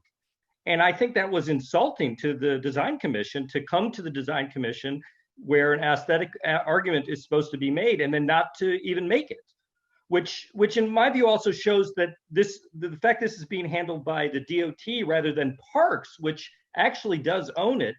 You know, Parks would be the one to make that the aesthetic case, or to at least to justify why aesthetically at the current location it's being removed. And I think if you look at the history of the Design Commission's consideration of moving works of art, you have to think about the aesthetic advantages of the existing location. That's part of the argument. So my report, which the Design Commission members should have seen, outlines many of these reasons why I think Charging Bull is so effective at Bowling Green. And I talk about the nature of Broadway at that location, the triangular shape of the Broadway along with the triangular shape of Bowling Green gives momentum. You have triangular shapes in the bowl, which correspond to those triangular angles in the park. You also have the flanking buildings, which are some of the most dramatic in the city, the Cunard building and the Standard Oil building. You also have natural light from the Customs House, which is coming on to the bowl to give very effective photographs. You also have the cobblestones under the bowl at Bowling Green, which are part of its effectiveness. And you have also this greenery behind it, which is natural for an animal to have greenery in its backdrop. This location the bowl seems lost next to a security tent and the entrance of a very unremarkable building. The DOT can't even make an aesthetic argument for it. So you should not, you don't have the burden of proof to make aesthetic arguments for the city. So your aesthetic slate should be blank and you should have no arguments for it. And you should just go with these obvious arguments against it that the community board and others have demonstrated very clearly. It would be totally irresponsible to make an aesthetic determination in favor of this proposal today. It should clearly be rejected if the design commission is true to its mission as a public aesthetic check on changes in public space. Thank you. Thank you. And I'm going to now call on Ryan Delacagna or Cagna. Oops. Okay, Ryan, I'm unmuting you. Can you hear me? Yes. Thank you. I'm a Lower East Side resident. I love the Bull. I think it's a beautiful piece, and I think we all know actually its current location could not be better. It's probably one of the best locations for a piece of art in the city, and it's probably one of the most moving pieces of art in the city. I think Kelly mentioned earlier, putting it in the stock exchange would be like a junk sale of art, which it absolutely would. You have kind of one next to the other, next to the other. Everybody's concerned about terrorism. That area in the stock exchange could not be safer. There's police at every entrance of there, and I'm sure that's why they're putting it there, because it's a tremendous asset to the city. I do not think it's in the aesthetic interest of the Bull. I do think it's safer there. And I do think that its current location is unsafe. And I am surprised that there's been no accidents, but to hear that there's been none shouldn't be to imply that there will be some more. But ultimately, I think it should stay where it is. That's all I have to say. Okay, thank you. Okay. Now, the next person on my list is Caroline Schimmel. I do not see her in the list. Okay.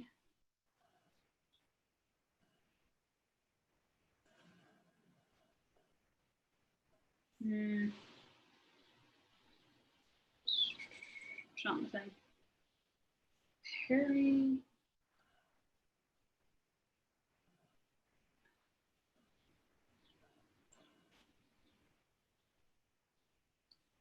Okay. We do have to make it through. Sorry.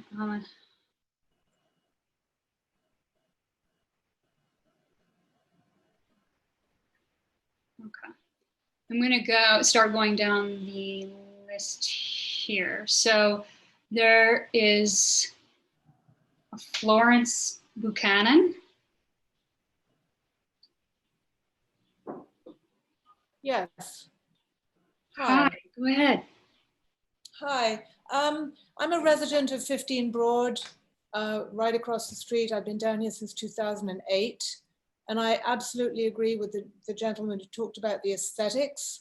I think that there are 2 points to be made. One are absolutely the aesthetics of this thing. I mean, this photograph that we can see of this giant sculpture jammed halfway down the side of a street is just, it's an absurd thing. I mean, it's close to buildings. You can't, see it from all its angles. I mean, it's just a really bad place for it for every possible reason, despite the fact that the main thing for us is that we're a residential building.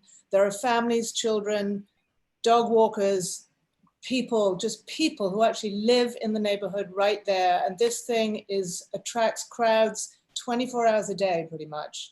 And as somebody else pointed out, there's a lot of drunken, lewd behavior that goes on around this Bull. And I mean, there's just not one good reason to put it here, from aesthetics to just, community benefit. And it's, you show the picture, you should have the picture up on the screen of the other end of the Bull right now, because that's the picture that's much more important, is actually the back end of that Bull facing down Broad Street is the most absurd thing I've ever seen in New York City. And I've lived here a long time. Thank you. Thank you. Okay. Sorry. Now there's a Jed Weinstein. Jed, I'm going to assume you're here to give testimony. Hi, I actually just wanted to listen in, but I agree with Todd Fine and with Florence Buchanan in terms of, you know, been a resident here for the last 7 years at 15 Broad, and you know, as everyone attests to, there's lewd people late at night. There's tons and tons of families that, you know, I'm working on a family myself, and I would probably leave the neighborhood if I was you know, exposed to this bull. That, you know, there's an unnecessary need for you know, more tourist attractions on Broad Street. So it belongs. I mean, I love the fact that Todd was you know, mentioning the design. You guys should be an authentic organization with your mission, which is to preserve art. And this is, you know, just jamming it for the sake of New York Stock Exchange, you know, their reasons. You know, drive more tourists. There's bad pictures. The lighting is beautiful down by the, you know, the Broadway area, and there's just there's no need for it to be moved. It's just you know, it's bad for the neighborhood. Right across the street at 15 Broad, we have tons and tons of families. Like I said, I'm trying to build a family right across the street. More and more residents at 20 Broad. 25 Broad. I mean, it's a family. It's supposed to become, you know, more of a family neighborhood. That was the reason why I wanted to move down here. It's nice. So that's it. Thank you. Okay, so there's Layla Maurer. I'm going to unmute you. Hi, yes, I am actually just here to listen, but thank you. Oh, okay. Okay, great. So we'll move on then. There is Lissa. I'm not sure. Lissa, are you here to give testimony?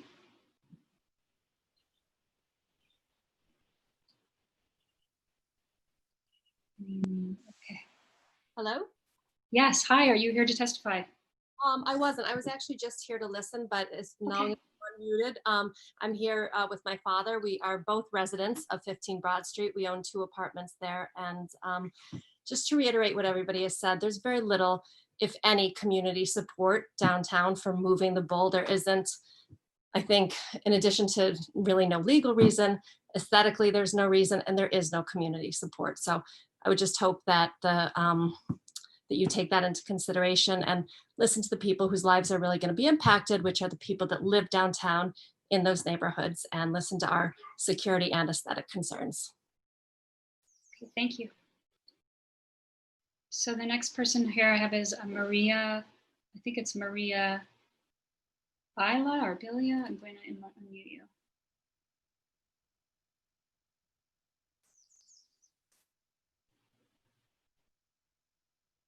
Maria, are you there?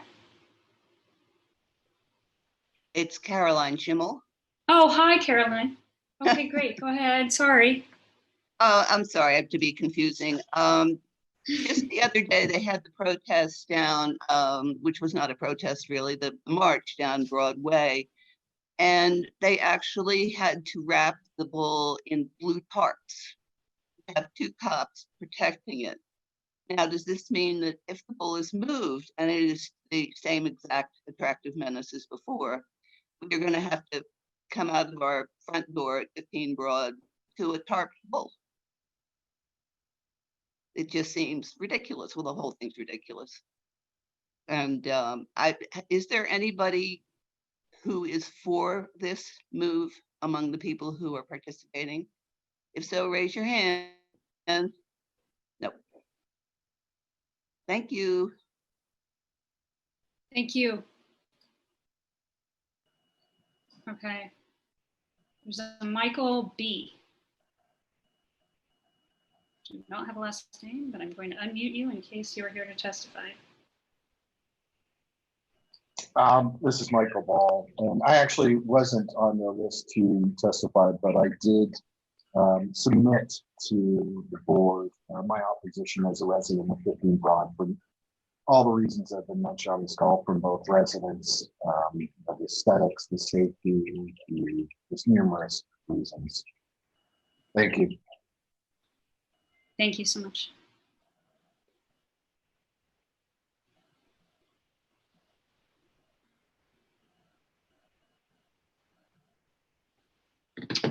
Okay, I think that I called everyone who's waiting.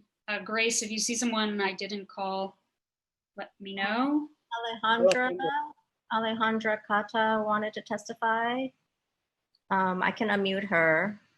Okay, yes. Okay, I'm gonna unmute you, Alejandra. Hi, my name's Alejandra Cata. I represent Keep Fight Eye Safe, a grassroots organization from downtown Manhattan, and I'm also the president of a co-op, 3 Hanover Square. A lot of people have written me and reached out concerned about this move for security reasons, but you're here to talk about aesthetics, so I will talk about aesthetics. If you look at the picture that you're showing of the bull right now, it is 2 feet to 3 feet from the curb. All of the other images that DOT presented were of the bull being surrounded by people. Effectively, that's going to happen eventually. So there'll be massive people surrounding this, which will overtake the curve completely. That's a residential building. 20 Broad has 530 something odd units. That's thousands of families that live in that building. They need their doorways. Those businesses need the sidewalk. The sidewalk is not for the purpose of having it the bull surrounded by people looking to see it. Then if you want to talk more about aesthetics, there's so many iconic images of the bull because it's in a beautiful location currently and it has space to breathe, it has movement, it has light. So the pictures are quite stunning. If you were to take a picture of this bull right now, I mean, it looks bland, it has no movement, it has no life. It looks like an afterthought. It was just placed there, backed into a corner because it's the only location that they can make work, possibly because you need to get trucks. So it looks like an afterthought because it is an afterthought. This isn't thoughtful design. This was the New York Stock Exchange is paying to move the bull. So we're going to put it at the New York Stock Exchange. And that's how the community feels, that this is just a money grab from a corporation that's looking to change the intent of the artwork. The artist has stated that you should not be able to commercialize this statue because it changes the meaning of the sculpture, and art should have meaning. Where it is in Bowling Green, it has meaning. It's charging up of Wall Street, it has movement, and people have visited that location for 30 years. That should really matter because there's permanence there.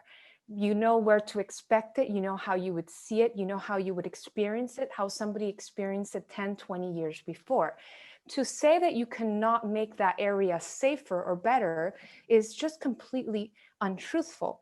And lastly, because my organization is concerned about the community and safety, I want to add that there have been known terrorist attacks that have been stopped by the FBI, which gave testimony about it to the New York Stock Exchange.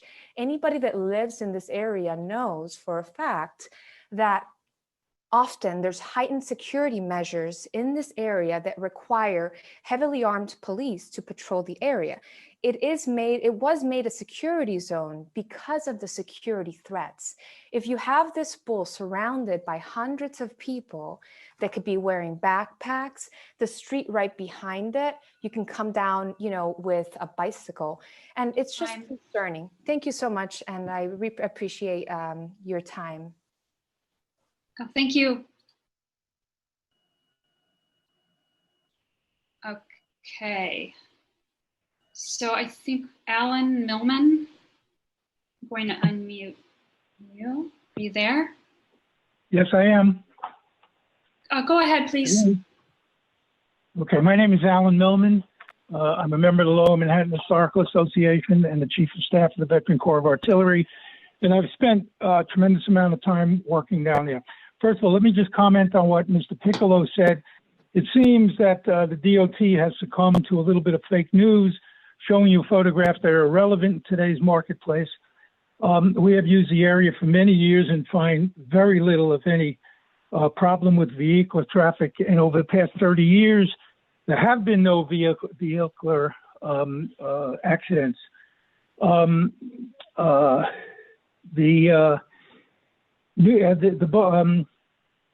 Bull has become one of New York City's most successful tourist draws. It's a must-see attraction. If you've been to Europe, think a little bit about the Little Mermaid in Copenhagen, Denmark. In addition, the Bull in its present location attracts a young, dynamic crowd, evidenced by the millions of photographs that have been shown throughout the years.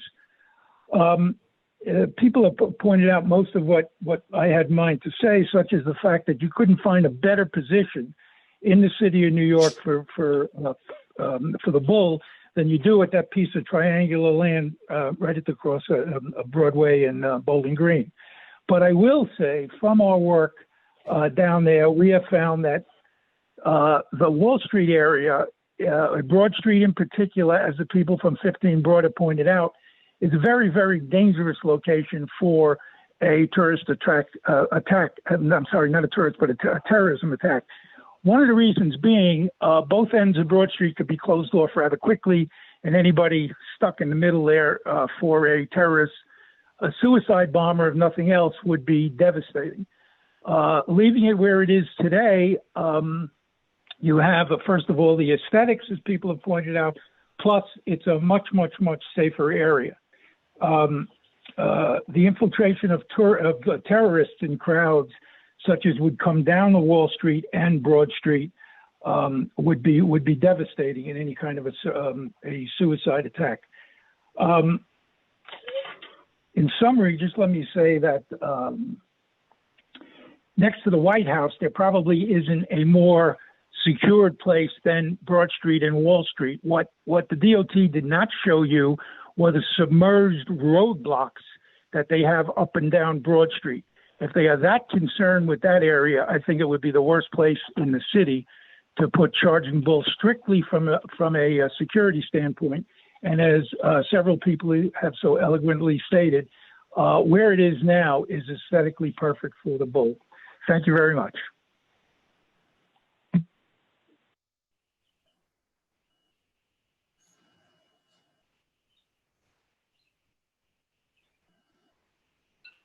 Sorry, my dog's barking.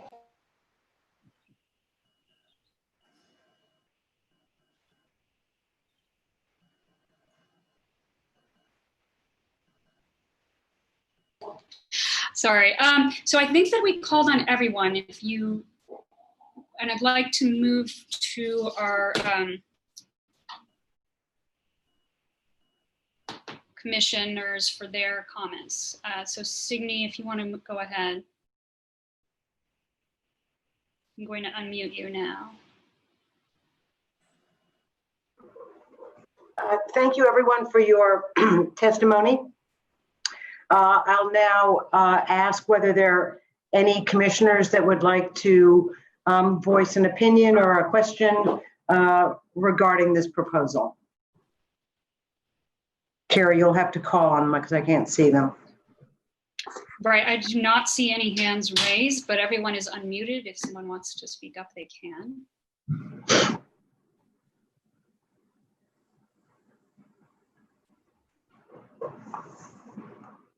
Okay, well, I will start then. We just want to say I'm going to start with a number of negatives.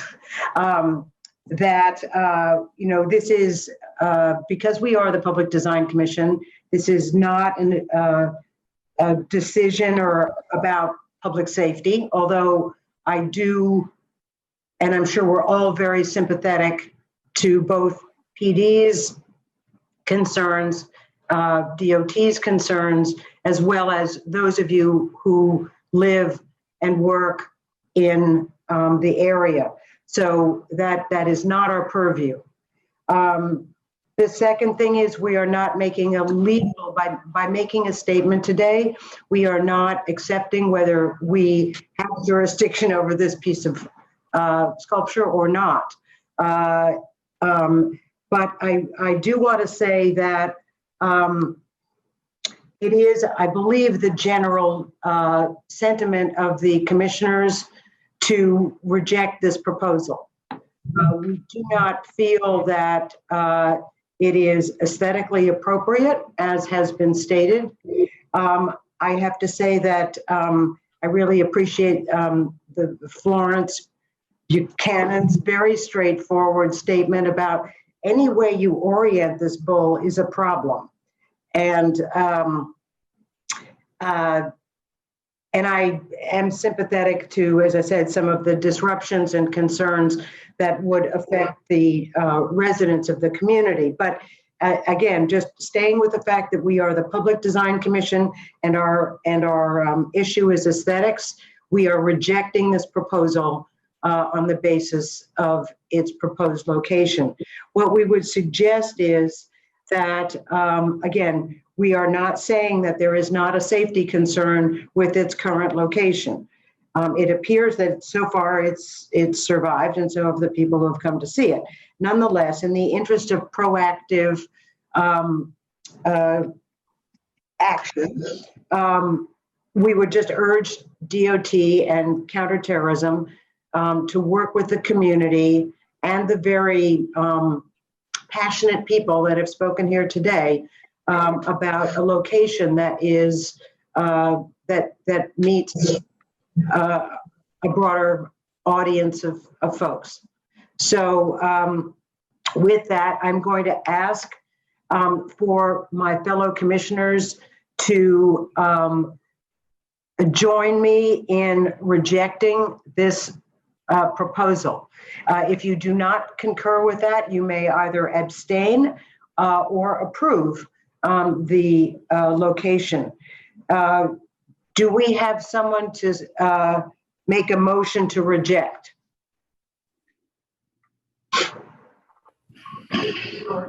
Reject. So moved. That would be Lori, and the second was? Second. Ethel, thank you. All right, I will now take the roll for those of you who did not just speak up. Manuel? Reject. Very hard to hear. I mean, there's a lot of static. Okay, sorry. Can everyone hear well? Yes. All right, so Manuel. Unmuted. Okay, I hear a lot of static. Well, I'll unmute as soon as I'm finished talking. Manuel, vote to reject. Reject. Richard. Reject. Meryl, if she's there, not sure. Mary. Reject. Susan. Reject. And myself, reject. So that is unanimous for those people who are commissioners attending the meeting, and the public meeting is now adjourned. We thank you for participating, and hopefully not see you in this same place next time, but be well all. Thank you. Thank you, Signe. Thank you, everyone. Thank you.